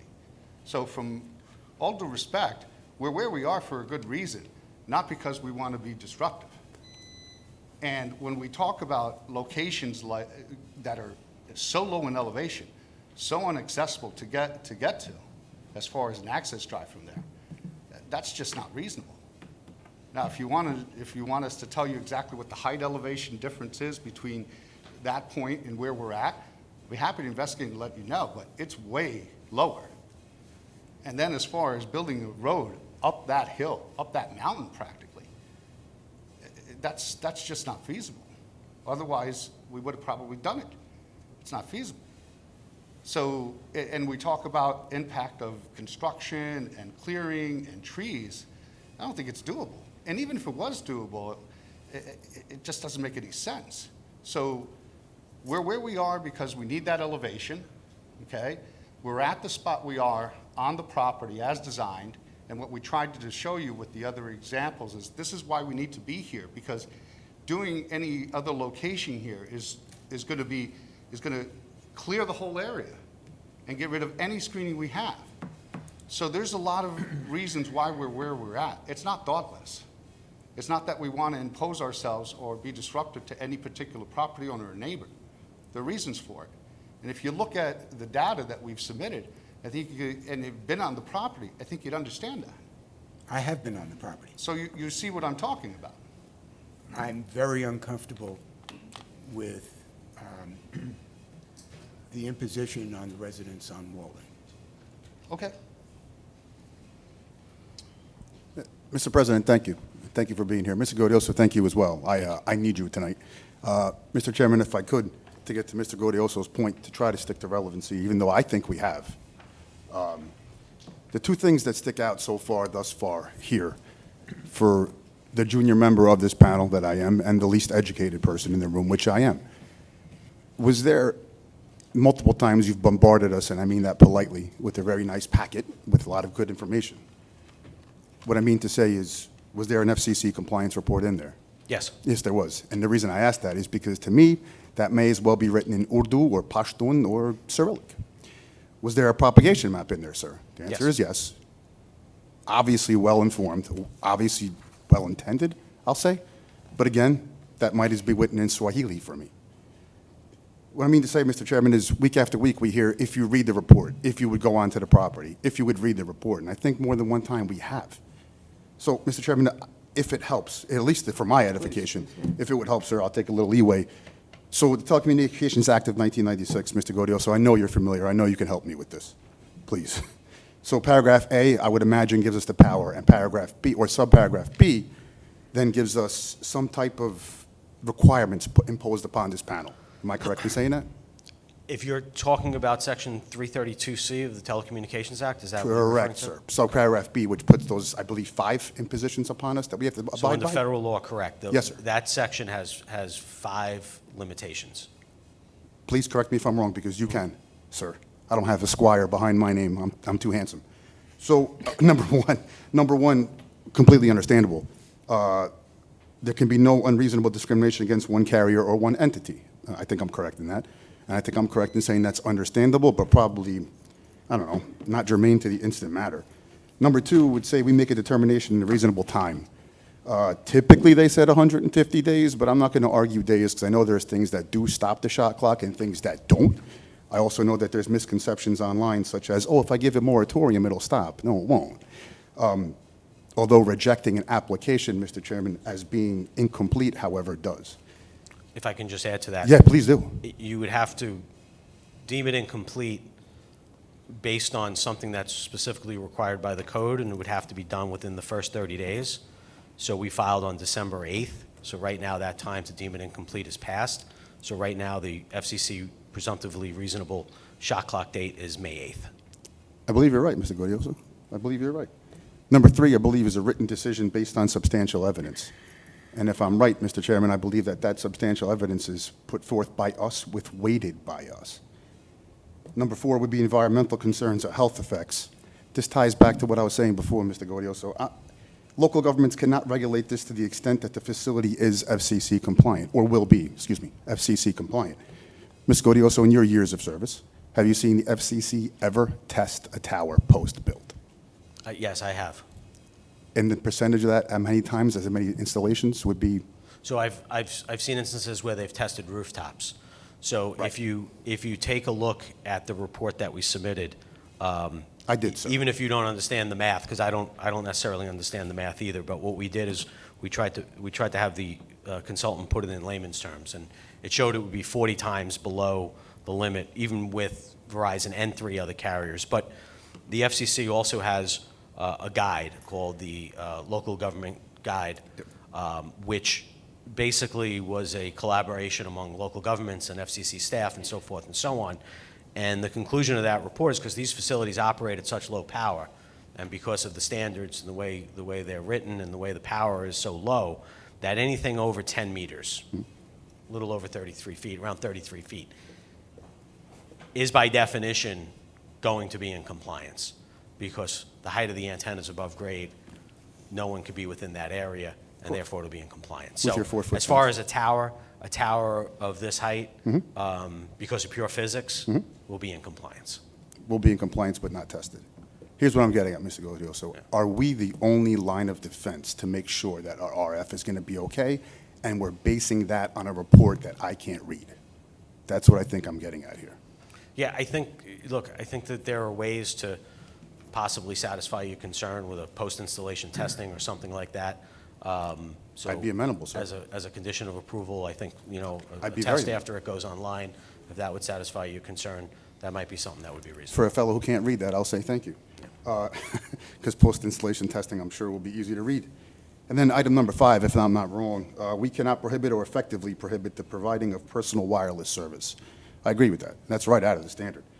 And that's understandable, but I'm not sure, Mr. Chairman, if we're there just yet. The propagation maps, if you drive, and I was the highway super for the county for years, and if you drive the county, only 3 places I know that Verizon ever hurt me at all was on Route 301 out west, which is not germane to the instant case, Route 6 at Belden for a small dip in a terrain feature, and on Bullet Hole Road with the same issue with a terrain feature for about 100 meters. Sorry, I was in the Army, I do meters. I think those are the only three places, and I heard testimony at the Zoning Board of Appeals, I heard testimony on the street, I've talked to many people that say, I don't have issues. So again, I have to go back to, if it's a propagation map that I can't read, and in personal experience and testimony from the public says, this isn't needed, I don't know.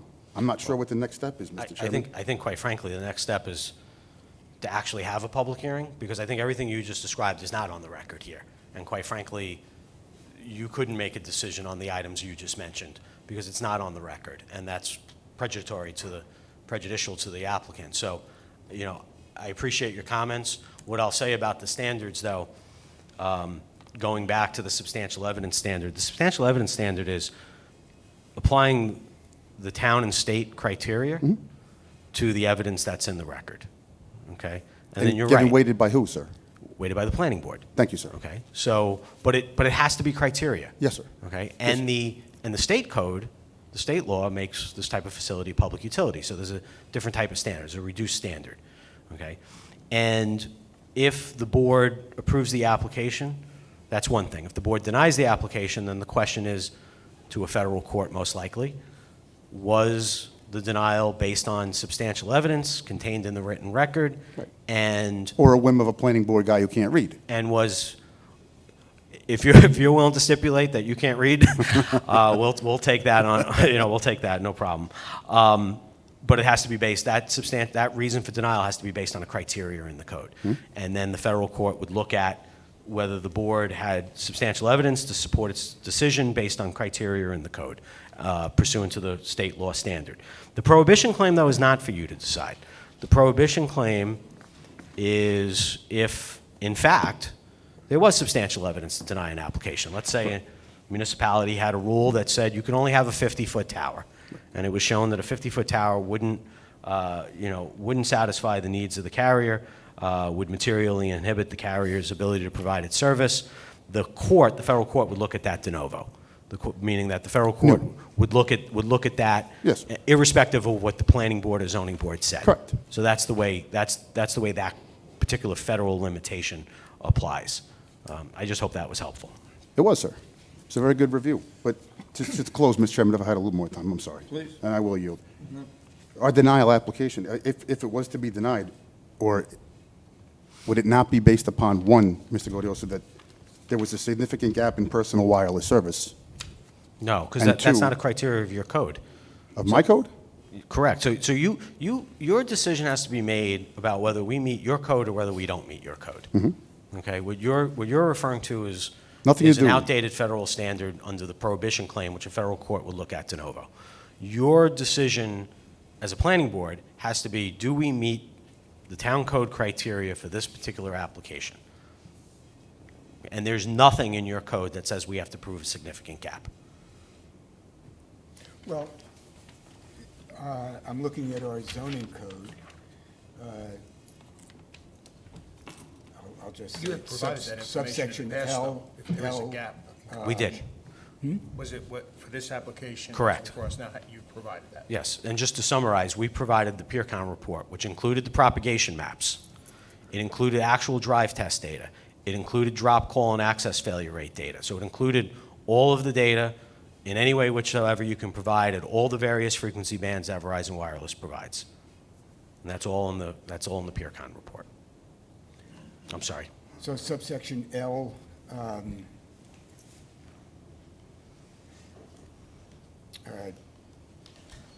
D, L1D, the applicant shall demonstrate to the satisfaction of the planning board that there exists no tower, et cetera, and then it says, I'm sorry, You- you're on, you're in the, So you're in I'm the, in 156-62, subsection L1D, okay. which references the applicant's network of antenna locations is not adequate to properly serve its customers, and the use of facilities of other entities is not suitable for fiscal reasons. Isn't that what you're propagation map or survey is intended to show? Correct. But what I'm telling you is that the standard that was being referenced is the significant gap standard, which is an old, outdated standard under the prohibition standard, which has nothing to do with your code. And that standard, the significant gap standard, is different than what your zoning code says. So what your zoning code says is something completely different. And quite frankly, it's a far lower bar for us to prove as far as your special permit criteria. And I believe we've clearly met that standard with the data that we've submitted to the administrative record. Yeah, I'm not sure I agree with you, but Not sure either. Not sure either. Questions from anyone else on the board here? Yeah, I just want to make a comment. I think, and I understand, I've listened to everything you've said about, this is the land that was leased to us, and this is the land that you're able to use. But we need to also think about the people there. And I know in certain part you have. And many of these people probably moved from places where there were wires and, different things that were obstructing views to where they were living, and they wanted to be in a place where they could look out their window and see trees and not something that looks like a tree. So we just need to keep that in mind. And I know there's a lot more that goes to it, but I just kind of No, I think you're speak right. to the fact. No, I'm just saying, I'm a homeowner up here in Carmel as well, and I would hate to see this anywhere in my yard or where I could see it out of my house, because I moved from a place that had this stuff, and I want to be in a place where that's not there. So all of that, I think, with all the other things we're talking about, and the codes and the maps and everything, it still comes down to the people that live there. And whether or not these pictures that you showed are from whatever level you're looking at, high, low, whatever in between, you could still see it.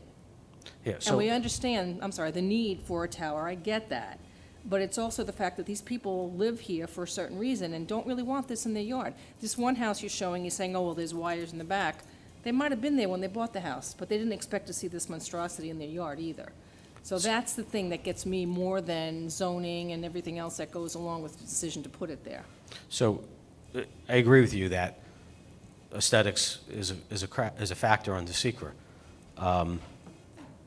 But the criteria is not whether you can see something. That's not the criteria. I get that. And everything is a balance. Yeah. We have a lot of things, whether it's telephone poles, Yeah. whether it's a large boat on the side of the road, Mm-hmm. wrapped in a tarp right on the edge of the road. Right. There's a lot of different things, whether it's power lines nearby, there's a lot of things that are visible. So the visibility is not the standard. And what we always try to do is we always try and balance, as does your zoning code, many factors, including the need and the technical factors, but also the environmental factors and visibility. And that's why when you look at the alternatives, you talk about different places. And we tried to pick a place that we could get, that we can construct, that would work, but is also over 66 acres. That is fairly set back from a dense residential area. Is it at the end of a residential road? Absolutely. Yeah. Okay, so that's a balance. But it's not in a dense residential location like the prior Lake Cassie location was. That was much more dense, even though that was on a large parcel. Okay, and the visibility there was more than the visibility here on an overall community aspect. There were different aspects of that based on the perspective. There were views from high up in the mountains looking down where you would see the tower other than through woods. So it's all a balance. There's no place anywhere in this region, anywhere in this area where a tower is going to be invisible. It's just not. Right. That tower across the street's not invisible. The tower up on the hill's not invisible. The tower, behind the Greek Diner is not invisible. They're just not. So we're trying to do the same thing that you are and that your code is, and that's why we went through the priority list, and we tried to show with our reports about why we are at this particular location. And then even within this priority location, we tried to show why other properties were or weren't available and why they worked or didn't work, including the gun club and things of that nature. So that's always the balance. Right. And I get that, and I appreciate that, and I appreciate the work that's gone into it, but also there's that element of what people really want to see when they look out their door. And I understand what you're saying. There's not maybe the perfect location, but that all has to be considered, and I'm sure many people here are feeling the same way. Absolutely. And that's really, I think, why we're so diligent about where it is, what it looks like. And we all appreciate the all questions. the elements that go to it. So we just have to keep that top of mind. Absolutely. Question.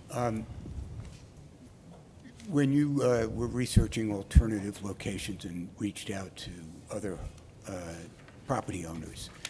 What time frame did that occur in? Oh, we've been looking at this area for over 5 years. So when was, I think you had informed us that you had reached out to 5 or 6, and 5 never responded, and 1 you just couldn't come to terms with. No, For the- so let me be precise. Okay? So what we showed was that there are 6 priorities in the code. And what we showed is that Verizon is either on or adjacent to all of the existing tall structures or wireless telecommunications towers in non-residential zoning districts. Okay, then what we. You're answering a different issue. No, I have to Okay. get there, because it's not, we didn't look at just 6 locations. We looked at the entire area. No, but I'm saying you made offers to 6 No. different property owners. I thought 5 or 6. Yeah, I have to, if you have to give me the opportunity to get Okay. there, because that's not how it works. So the town has a code, and when we come in, we look at the code, and we went through the priority list. And the first priority list, and when Homeland, just take a step back, Homeland Towers builds the infrastructure, but the carriers are the ones that use the infrastructure and dictate where the sites are needed, okay? So Homeland Towers came in and looked, and they confirmed where Verizon sites were and where their needs were. And the first priority list is on existing tall structures or wireless telecommunications towers in non-residential zones. And what we showed is that Verizon's either on those towers or directly adjacent to those towers. Then we showed that co-location on a site with an existing wireless telecommunication tower or structures in non-residential districts, but not fronting on Route 6 and 52 and 301. And we showed, again, those are generally the same places that were in that first priority when you look at our maps. Then co-location on a site with an existing telecommunication tower or structures in any other non-residential districts. Again, the same analysis, the same zoning map, the same location of the sites. Then installation of a new wireless telecommunication facility in a non-residential district, and that's the one district that's just behind Route 6, and what we showed, that's about 140 feet lower in ground elevation, and that didn't work. So then we fall into installation of a new telecommunications facility in any residential district. So then we looked at the residential district, and we identified 6 large properties that we thought might be feasible as an initial point. And We that's reached what I'm out to ref- those. that's what I'm 3 of them referring to. never responded. 2 of them responded with initial interest and then weren't interested. The 6th one was the gun club, and we analyzed it from an RF standpoint. It was located too far to the east. Okay, so let's stop there for a second. So 3 never responded, and 2, how many were not interested? 2 Who showed did some res- initial interest and then stopped responding. Okay. Which is not uncommon. That's what happens with When these did types of all discussions. this occur? Oh, that was in the initial phase of looking for this in the 2017 timeframe. So we're now almost 5 years later, Yeah, it's taken too long, absolutely. and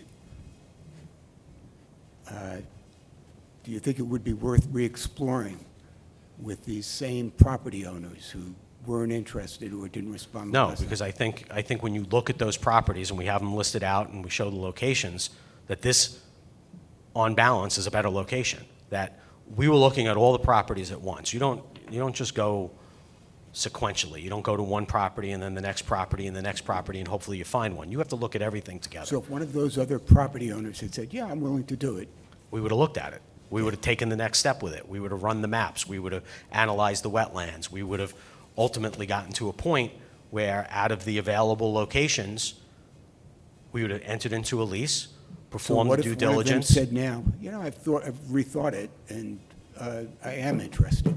Well, I think it would have to be, number one, a feasible alternative, and I think it would have to be better than this location from a permitting standpoint. But right now, those facts aren't presented. That's a hypothetical. What if one now changes their mind? I mean, you could always say that. You could always say another property owner came Well, up. it's just- But if a real property came up that was a real alternative, that this board believed was a far better location, we would certainly look at it. Just that something from 2017 seems pretty stale to me.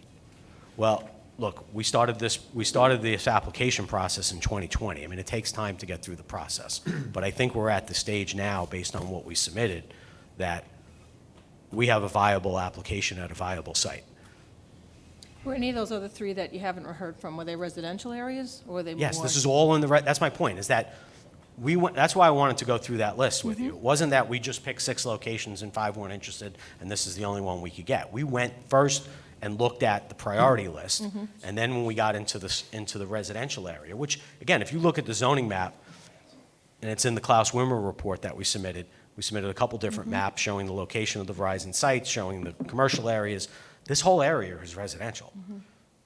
The distance between our site and the next commercial site, and then from that distance to the next Verizon tower is about the same. So we're right smack in the middle of the surrounding Verizon towers when you look at the map. That's why it makes sense. So the gun club, which was much further to the east, was too far to the east. But the other areas were in the same general vicinity, give or take, but all in a residential zone. But this is by far the one that's the most, I should say, the least dense. So our golf courses aren't in the right area for you, probably. No.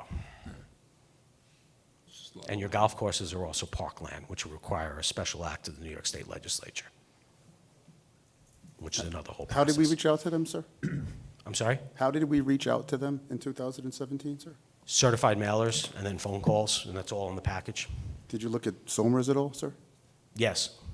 It's all residential there as well in that location. And in fact, right over the border, Somers has a site. It's at the Heritage Hills property, Been there for a while. up by the water tank. Okay. Any other questions from the, Yeah, I'm What- just thinking the golf course is not residential, so that might have been a better yeah, I was option. thinking large acre, you know. Yeah. Well, I'm kind of curious to hear from the public, and we will have to schedule a public hearing. Just one final comment. You really only submitted one alternative, though there was 3 alternatives. It's only one option you're presenting us, right? So we submitted an application for the proposed site. Right. And we showed those other 2 locations as hypotheticals that, and the reasons why we didn't select those. But they're not alternatives as in, we're asking for approval of A or B. Would you be willing to submit another alternative for the tower so that we could chew on it a little bit, say this might be better for the neighborhood, or Look, we're not you're set in stone on this? No, what I would say is this. I think that with all the materials we've provided, I think we've made a good faith effort to look at the options. And if someone were to say, here's a much better option, and we looked at it and it was feasible, we'd be happy to look at it even closer. But we think we picked the right spot. We're not going to guess on what might be a better spot. We're not going to create neighbor against neighbor by proposing another spot next to some other neighbor and create that situation. So we tried that in the settlement of the litigation. It didn't work. And we're not going to negotiate against, we think we have the right site. Your submission is very good. I mean, you cover everything in your submission, so I understand Thank that. you. I was just, I just would have liked some alternatives for us to chew on, for us to look at, for us to talk about, but I understand what you're saying. So,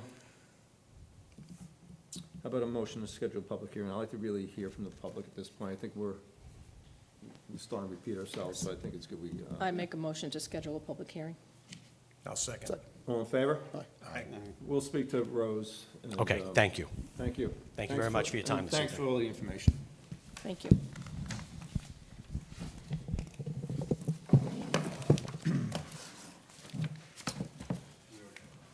Next on the agenda is MK Realty, Route 6, Old Route 6.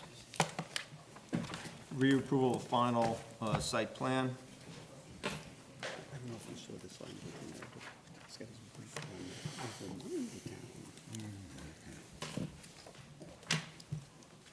Anyone here from, there you go. Mike, did you have any comments? I have no objection, but again, I guess the question is, why is this still here for so many years? Adam Faber, Inside Engineering Surveying Landscape Architecture, PC. The property is on the market. The applicant continues to seek a buyer. When a buyer is found, if... I think I'll let her close off. Does that work? Yeah. I'll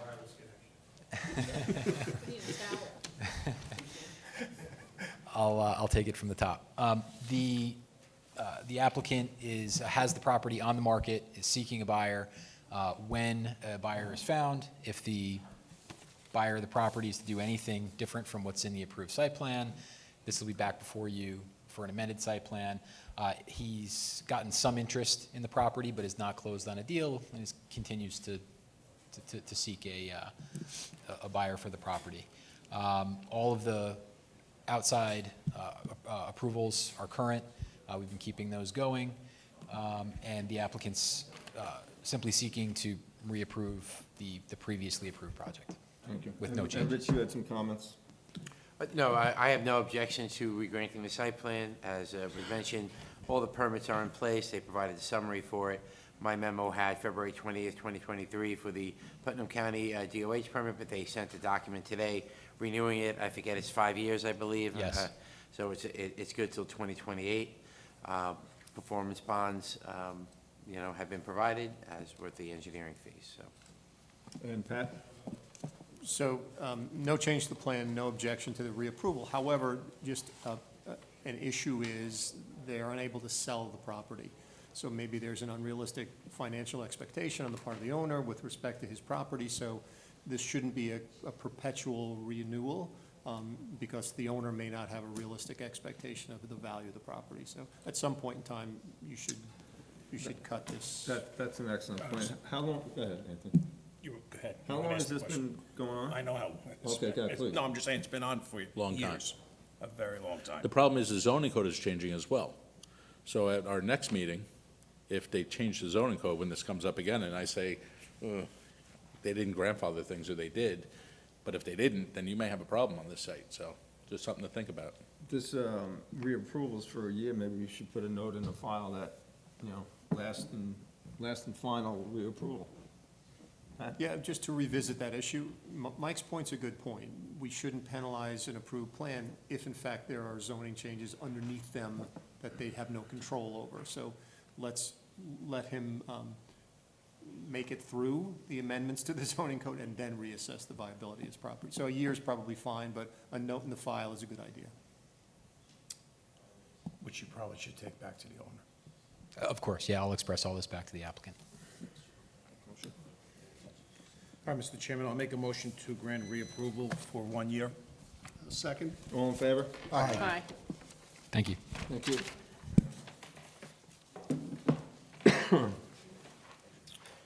Next on the agenda is Carmel Center Senior Housing, Pulte Homes, Lot 3, Terrace Drive, for a bond return. Mike? This is on for bond return. I have no comments on bond returns. Rich? So as we discussed at the last meeting, we met with the applicant on, what was the date? February 1st, after they had cleared out the basin. There was only 3 remaining basins that needed to be cleared out, stormwater basins. We met on February 1st, and it was determined that the areas in question were completed. And based on that inspection and all the other inspections in the past, the bond can be recommended to be returned. And you were there, Mr. Chairman, for the visit, so. Yep. And do you know off the top of your head what's the value of the bond at this point? You don't need to. I do. It is $2.57 million. Yep, got it here. Okay. Paul, any comments? No comments. Okay. Do we have a motion to return the bond? I'll make a motion to return the bond in the amount of, do I have to say the amount? Or- 2.579959. .00. .00. I second. All in favor? Aye. Thank you very much. Thanks for the tour. Rose distributed minutes of January 12, 2023. Has anyone reviewed it, and do we have a motion to? I've reviewed them. I've sent Rose some minor corrections and propose that we approve the minutes subject to those corrections. Do you have a second? Second, I read them. All in favor? Aye. Thank you. I like your comments. It's good meeting stays open. Meeting still. Pat, what's your thoughts? You want to try to close up by 9, and you want to? Okay. Vicky needs to leave? No. Happy birthday? Happy birthday, Vic. Oh, happy birthday. Good, thank you. No, we're good, thank you. Thanks. No, thank you. We left off, Mr. Chair, on Article 8, I'm sorry, Article 10, page 193, this is the site plan review section.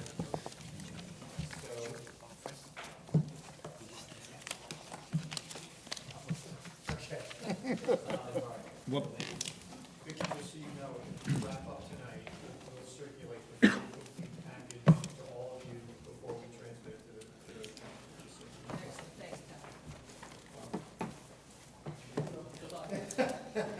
the Pat, continue, I just want to grab Joe for a second. This section, interestingly, is the site plan review section of the code. And for some reason, they've included the lot line adjustment section, which is typically related to subdivisions more than site plans. So I don't know why it's here. It ought to be in the subdivision section, not the site plan section. It's there now, that's the only reason. It's under the planning Yeah, department but the now. point is, we're cleaning up the code, so it's better located in the subdivision section rather than the site plan section. So just how you design the code. So the site plan review procedure, 15681. Sketch. Mike hit on it. So A is they call a sketch plan review. This is typically the review that Mike, Rich, and I conduct with an applicant independently of your board. We call them pre-submission meetings typically. That's what we should define this as, is a pre-submission review. Sketch plan review gets confusing because in the subdivision process, we have a sketch plan that comes to you. So now we have a sketch plan that comes to you for a subdivision, but a sketch plan that comes to us at the site plan. It's inconsistent. This should simply be reflected as pre-submission meeting or consultant meeting or something of the sort.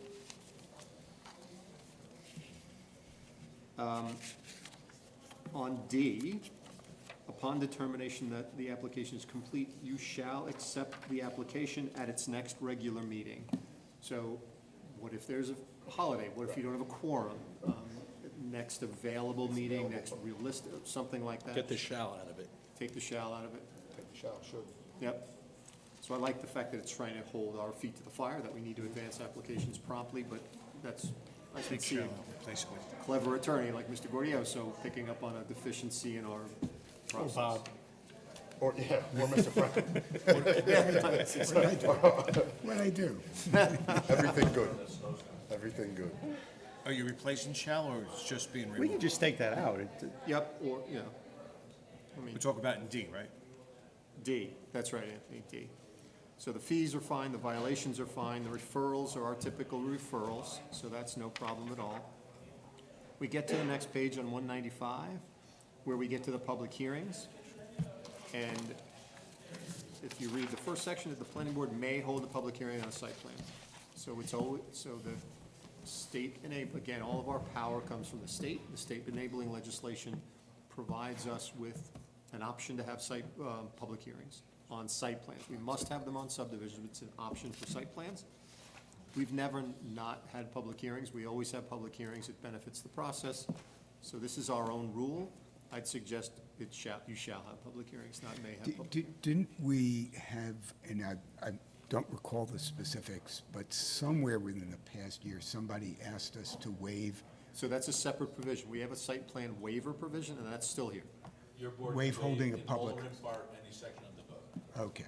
Your So, board.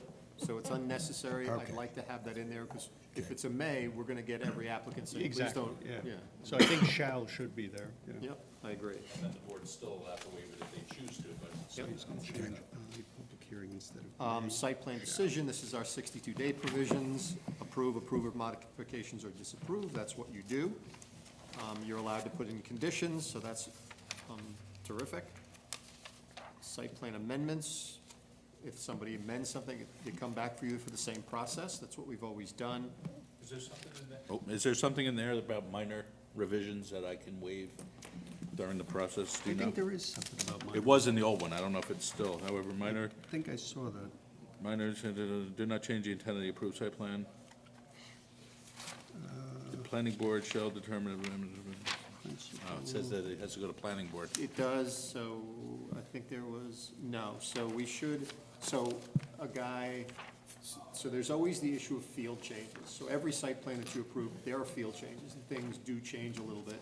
There's always discretion utilized between Mike and Rich on what is a field change and what comes back to you, and it's typically been their call. So there should be, if there is something that's not a field change, but not really an amendment to the site plan, but Mike wants you to see it, that may be an instance where you don't have to have a public hearing, but Mike wants you to just see it to be comfortable with the decision he's going to make. So that may be an option to install that as a minor amendment provision. But if somebody wants to add a ramp to their front entry, instead of having just steps, they're becoming more in compliance with the ADA. Why should they have to go through planning and make a big submission? So that's something that. That's a good example. Possibly the building inspector should be allowed to Good waive. example. That's a clear. requirement You know? from another agency. Correct. There's no way to modify it. You've got to say yes to it. So is that something we can ask to Yep. maybe minor waivers, building department? Okay. And that got us to signing and filing. So Craig, Good. you've got to sign these. They have to be filed within a certain amount of time. Expiration of approvals, we dealt with that tonight. Yeah, just on that, so,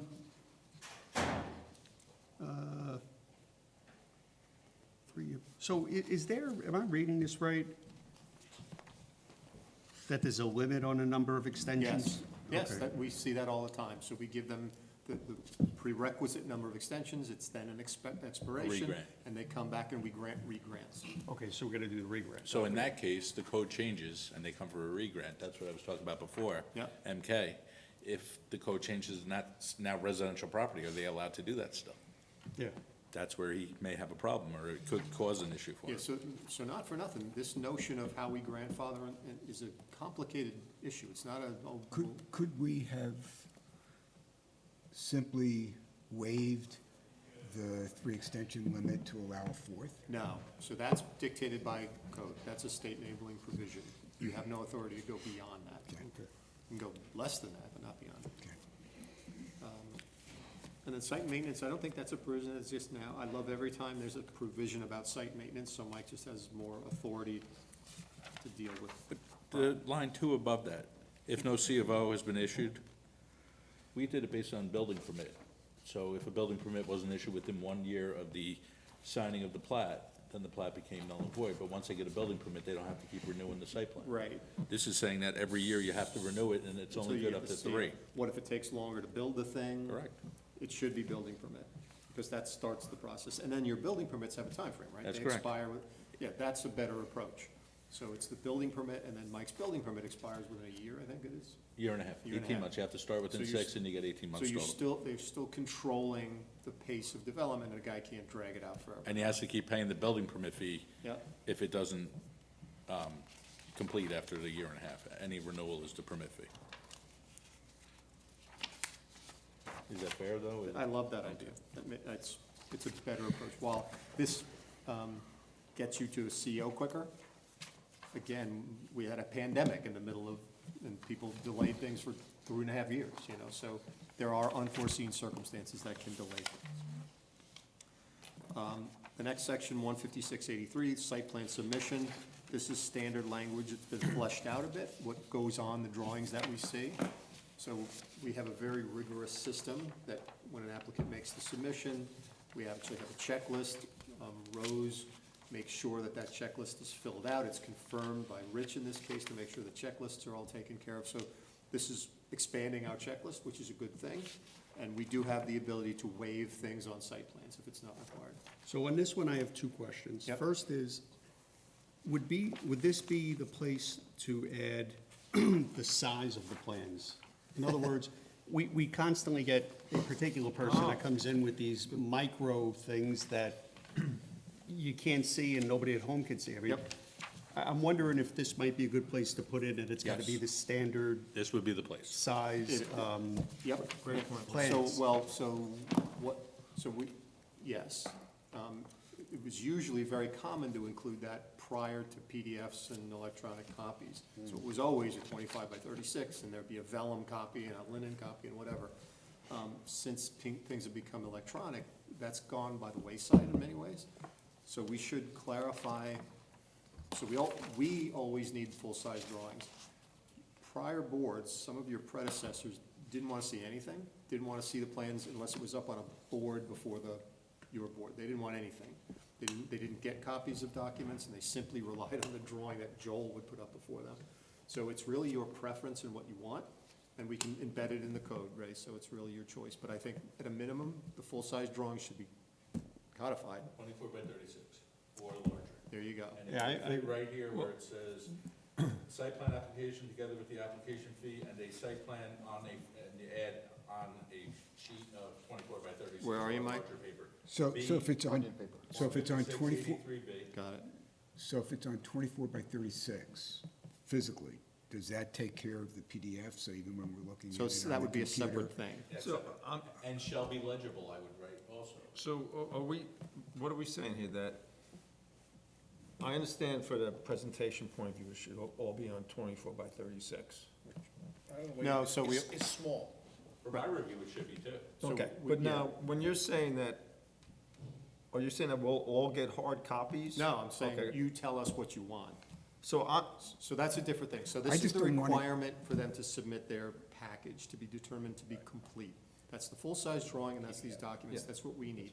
What do you guys want? You can I have can tell you whatever what you I want. What I want is not to have to blow up things 30 times Yeah. on my computer Yeah. because somebody who shall go nameless scrunches it all up into like a 6x6 thing Yep. on the PDF. That's the problem. So what I would say is not necessary to be in the code, again, because your board in general has varied on what you want. So that would be an internal requirement that Rose will tell them, send us a PDF, send us a hard copy. Bob gets a full-size set, but Ray only gets the I hard don't copy. need a full-size set. I need something that I'm is getting reasonably viewable. No, I got you. So whatever, yeah. Yeah, so we will make that a internal requirement that we will impose on them. It's not, I don't think it needs to be in the But code. the other thing we also have heard with Joel is, Sloppy. well, it's How do you- not just that. It's that I think sometimes he crams so much on one sheet as opposed Yeah. to this item ought to be on one sheet, this item ought to be on a second sheet. How do you define that? Legible, shall be legible. Yeah. Is it just legibility or is it also substance? Layered. I would say legible, because if he puts too much on one, before it gets to your board, Rich will be able to now say, no, this is not legible, get us plans that we can read, and then we'll have to put it on. Okay. So you picked out, Bob, so Mike's muted, sorry. we have one unique, frequent player that is difficult to deal with respect to those issues. It's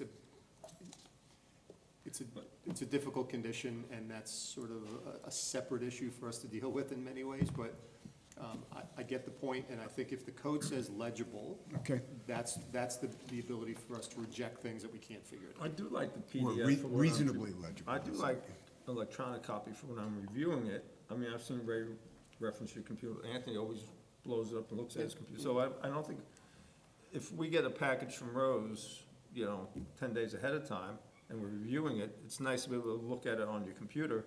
Some people might, I'm in here every week, Yeah, but some yeah. people might not be. Correct. John is at work all, he's not gonna be able to get any necessary, but he could look at it on his computer. Yeah, so the issue that you're raising, Bob, typically the hand-drawn drawings are illegible. When you blow them up, you can't read it. Yeah, they get fuzzy. The drawings produced on CAD, you can blow them up, shrink them, they're. Can we also require a topographical survey to be separate? Because half of those lines that they put on there is what confuses everything for everybody, So- to be honest with you. That's when it, Layers, like I was saying. Yeah. Layered map. And just a topic that came, Rose and I this week, I was here one of the days, and she printed me out a 76-page document on Willowwood Gun Club, Yeah. because quite frankly, I don't want to be doing that on my Right. little Right. printer at home, the lifespan of it. So Rose is always willing to print out packages. Like, I mean, the package for the meeting tonight was 200 and some odd pages.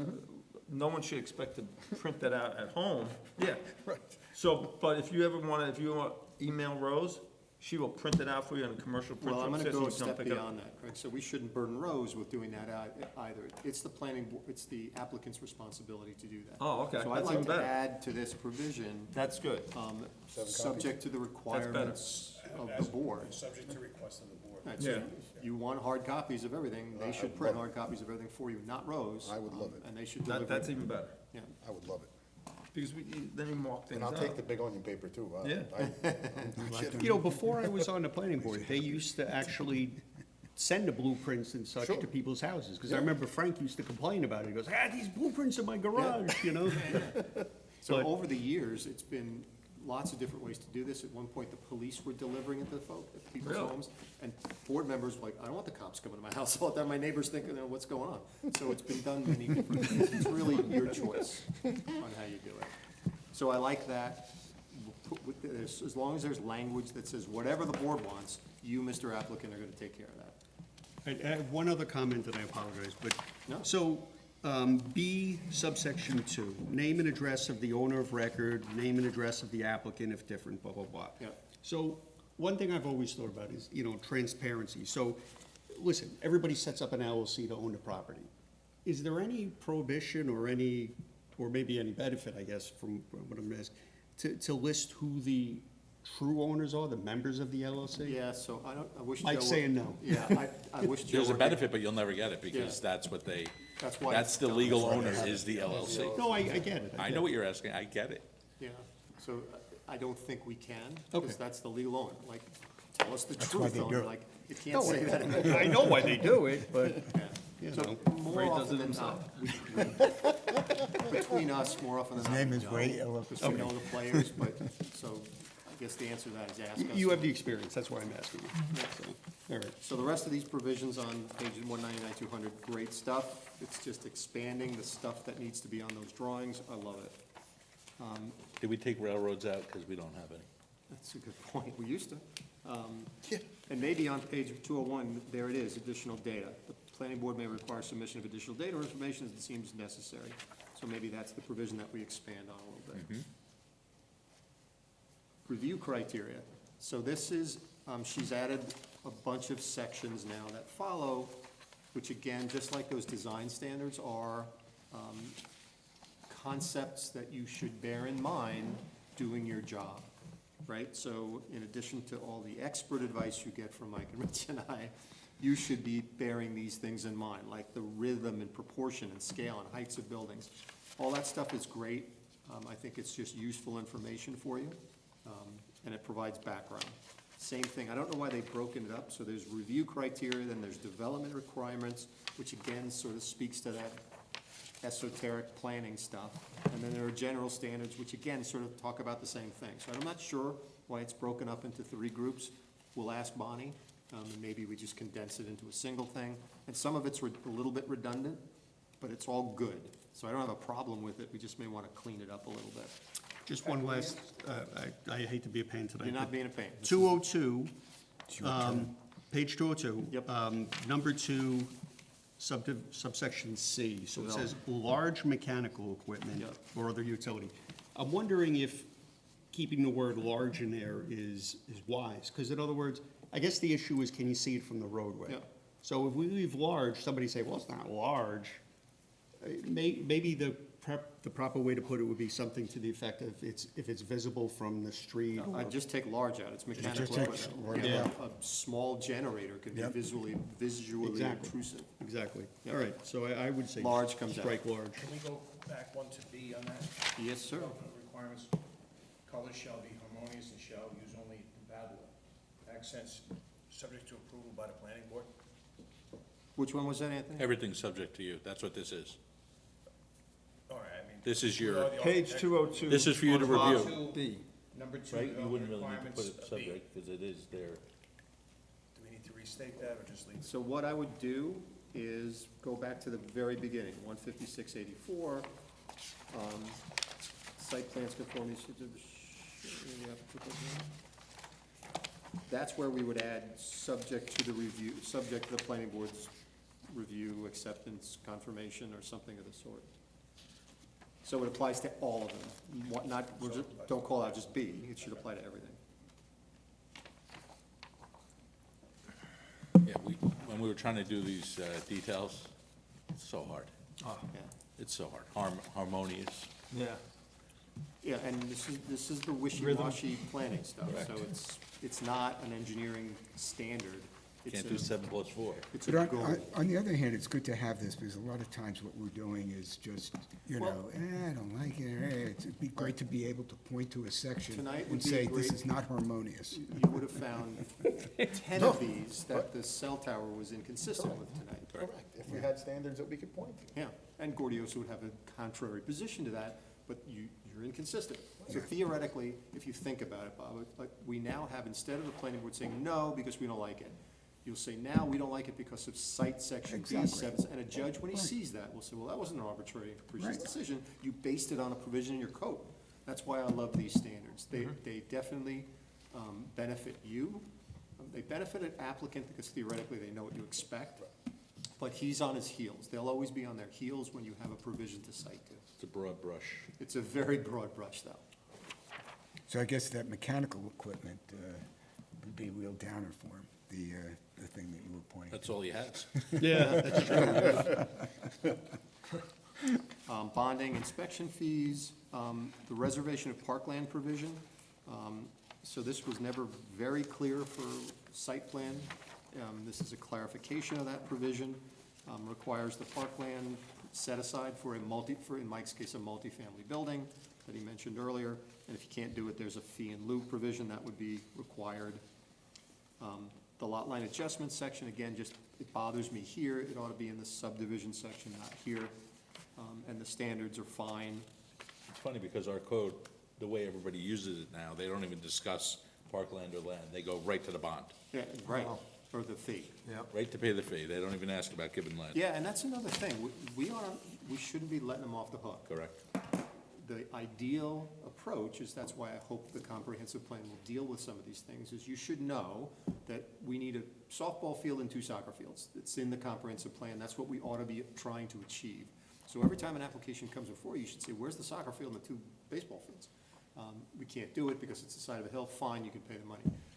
There's always, again, it's the same words. You're being arbitrary and capricious, saying, just give me a park because I like parks.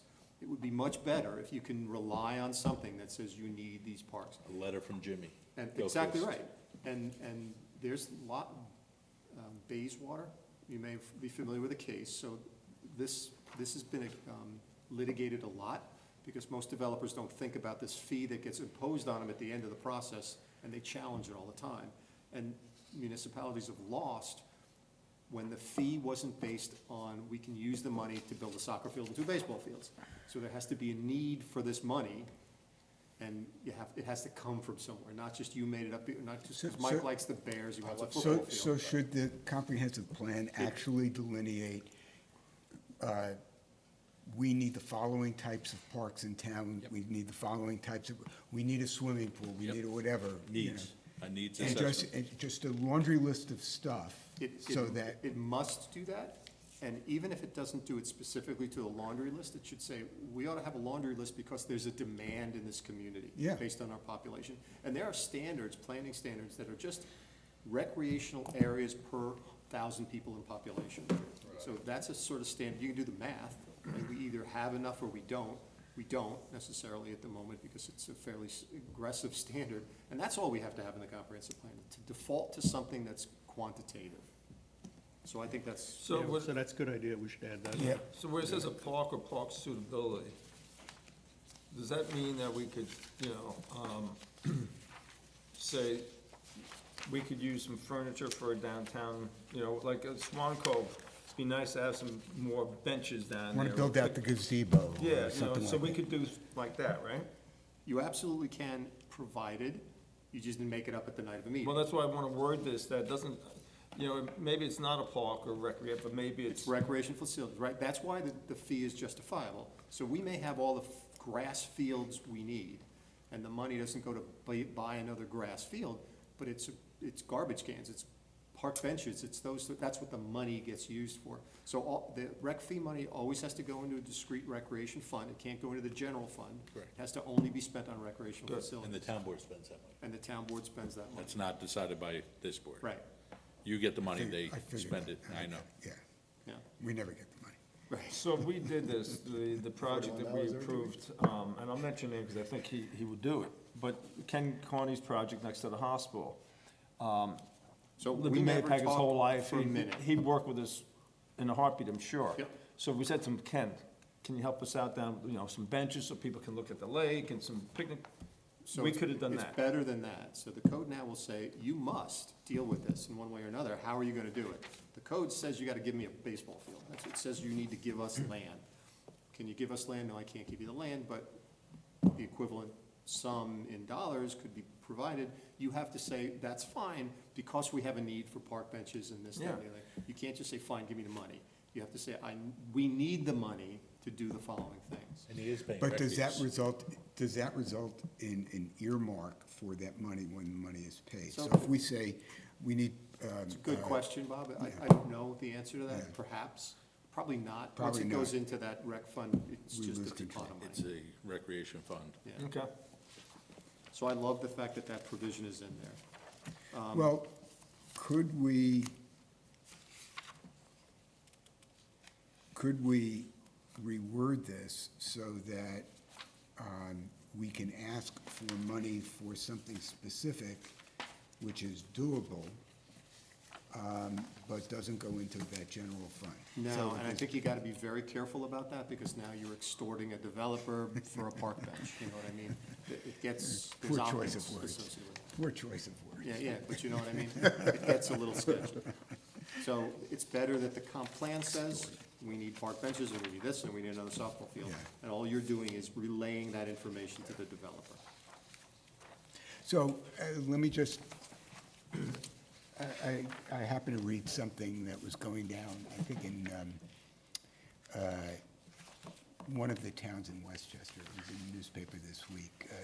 A development, it was multifamily development, and ultimately, that it was coming before the town board, and the town board disapproved it. But when you read the article, they had referred to something like $180-something thousand. It sounded like some payment that was being made to the town as for the town to buy, a benefit to the town in terms of money to help sweeten the pot for the development. How does that play into this? You wanna No, I'm, So there are legitimate fees associated with the impact associated with the development that you are entitled to extract from a developer. A pot sweetener is not one of those. So if we have, for example, a demand to improve our sewer district or our water capability, it's fair to impose a development impact fee related to your proportional share of the cost of that improvement. So those are called legitimate development impact fees. Recreation fees is a byproduct of that. It's a similar theory. Pot sweeteners, however, what if you gave us $500,000? We might approve your project.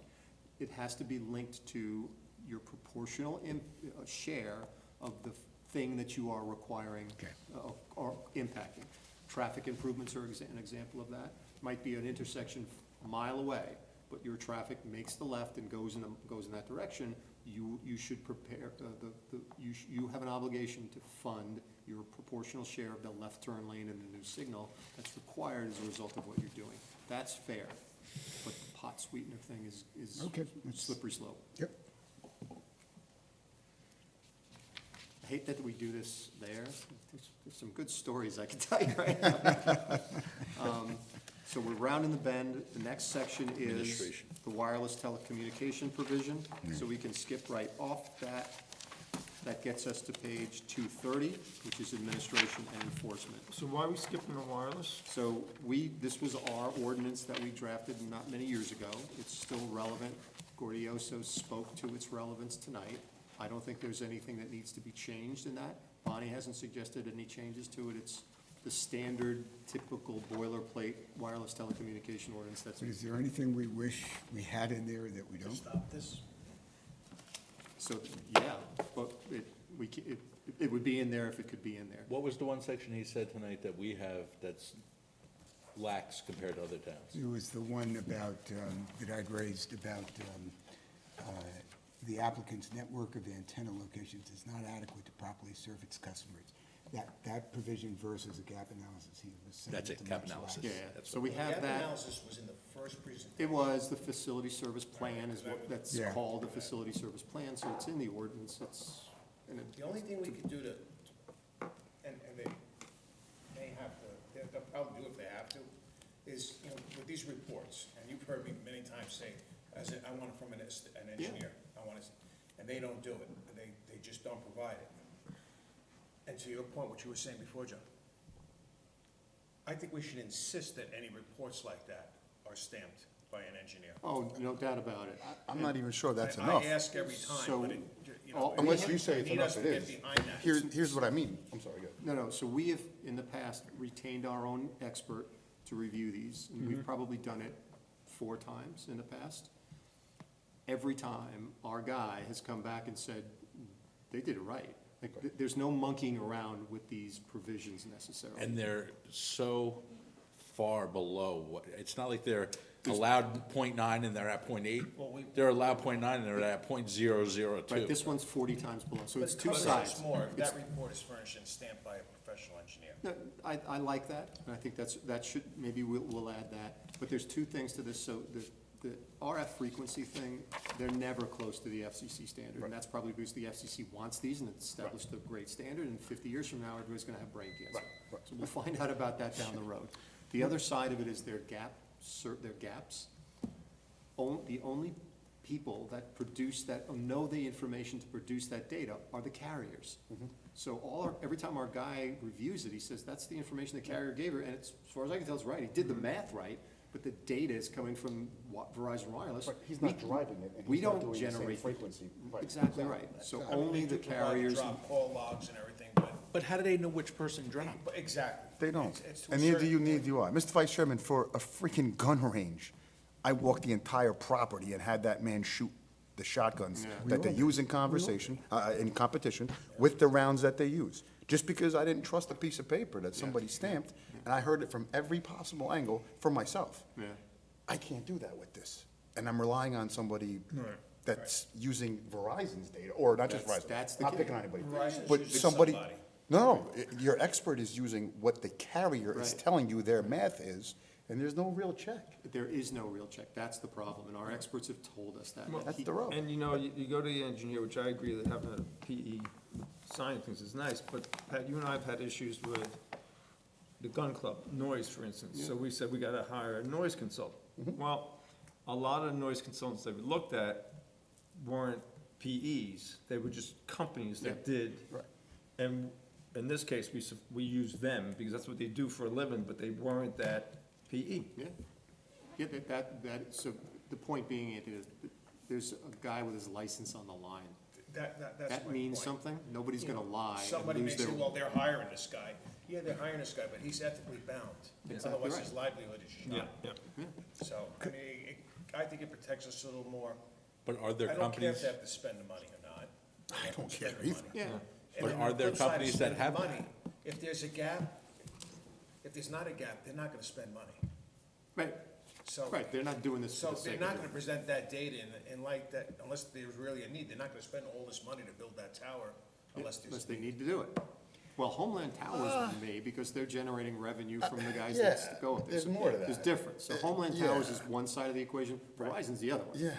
You know, the thing that bothers me, though, is you have to remember back, not that, well, now it's a couple of years, but we had those 2 applications in, and one of them, they said, you know, cell tower has to go right over here, you know, on. There's no other Dixon Road. place for it There's to go. no other place, and our graphs Dixon show Road, it. yeah. Yeah, you know, it's gotta go there.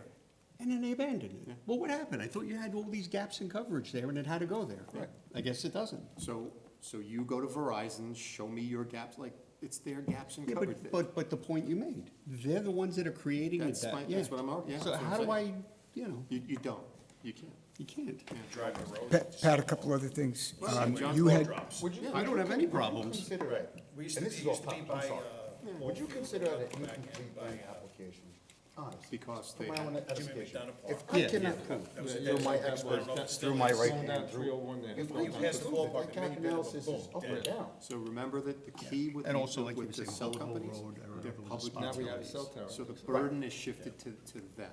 the assumption is they're telling you the truth because they are a public utility.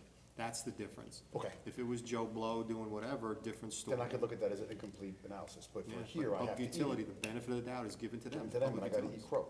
Yeah. Okay, Roger. So Pat, thank you had made a couple of comments to them on the last go-around, and he responded in a letter. Yeah. And these were, I would call interpretations of our own code. And you said X, and they said, we disagree. There were That's- two items. Yeah. Should those be clarified here? No, because tonight, he demonstrated to you why he was complying with those provisions. So if my comment was, so we're talking about our zoning right now, not that application, just to be clear. Yeah. But the comment related to our hierarchy in my comments. And it was basically, I didn't see where you proved that you couldn't be in a different category. Explain that to us better. They came back and said, I don't have to. I don't have to do that, because ultimately, you just have to say yes or no to my application. I don't have to prove anything to you. My obligation is, I've already proven that by virtue of being a public utility and demonstrating a need, period. But tonight, he said, this is why I went through the 4 or 5 But could we categories. require that? We do require specifically? it. We do. It's in the code. And No, he's- he was saying your code doesn't say that when I. No, it does, but Okay. I disagree with him. The All code right. clearly says, that's the basis of our code, the hierarchy. The other thing is. His point is, it doesn't matter. Okay. That's The something other, Joe the had other to thing take up when we is get to the next step. the neighborhood aesthetics. Yeah, We- so you have control. That's the Huh? one area that you have control. Where does it say that? In the In code. our code? Yeah. So so that's the key. That's the issue here. So we can't say, oh, here's the one thing that we can monkey around with an applicant, aesthetics. So we have to lay out all of the issues equivalently in the code. So we can't emphasize aesthetics more than anything else. In reality, many of those other things are preempted. The FCC issues preempted. The thing that is not in any way is aesthetics. So I'm telling you, that's the one area we can't. But I'm looking at the code that and you I'm not can't do seeing. it, Bob. So we've tried to do that, and we've been advised by council that you can't emphasize the one thing you You can. can't even say that, call it out as a factor? It is a factor. Where? aesthetics. Well, there's a section, it's a separate section in the code, as I remember. But not in the, In the wireless in provision. the wireless. That's Yeah, what it I'm is. looking for. I'll find it. Look, you don't have to do it now. I don't want to bog this down, but if you But can't find it. I'll take the point. yeah. So we'll go back and make Yeah. sure that it's at least there and clarified. Pat, how far you think you want to go tonight? I So mean, are we I'm- going to finish in 5 minutes, or are we going to finish in an hour? No, No, because we can either cut it, or if it's just 15 more minutes, we can I think push we're through less it. than that. So administration Okay. and enforcement, it's the next section. It's 3 pages. He's the guy that needs to say it's right or wrong. It's his, that's all Mike. And then the last section is amendments. That's prescribed in the code. That's just like the state enabling legislation. That's how you amend things in the code, how you basically amendments to the zoning chapter, how you make amendments to the New York code. State law that tells you how to do that. Clear as a bell, that's fine. And the last section is our stormwater control provision, which comes from the DEC. This is the same stormwater management control section that's in every community by virtue of the DEC's requirements. We're done. That's it. Wow. So what I will do is I have, I've shared it with Craig, I didn't share it with the board, our updates, updated till tonight. I'll include everything through tonight. I'll circulate it in the next day or two, And that will include parking and sign. including Mike's stuff. Mike's stuff. And then now you have to read it, just to make sure all of our comments are expressed appropriately. And I know Bob will read it. Everybody, this is the time for everybody to read it. It's our final, it's a draft of our final transmission to the town board. Craig and I met with them, I think we've reported to you, so they know what's coming, generally, but I think they'll be surprised at the level of detail that you've gone through with respect to this, so. We had a very complimentary meeting with the town supervisor, Susie, Bonnie, Mike, Pat, and I, and town supervisor was very, very happy with You know, the we're due gonna- diligence. We're going to do We can shut these. like an executive summary. with So the that, high so, points. By the way, thank you. John, my pleasure, so that we'll transmit it to them and we'll offer to sit down with them. We have to adjourn. And go through it however they want to go through it. It's up to them. But no, here are the top 20 issues. So we're talking let's make a motion to adjourn, someone want to make a motion? I'll make a motion to adjourn the meeting. Second. All in favor? Aye. Good night, everybody, thank you.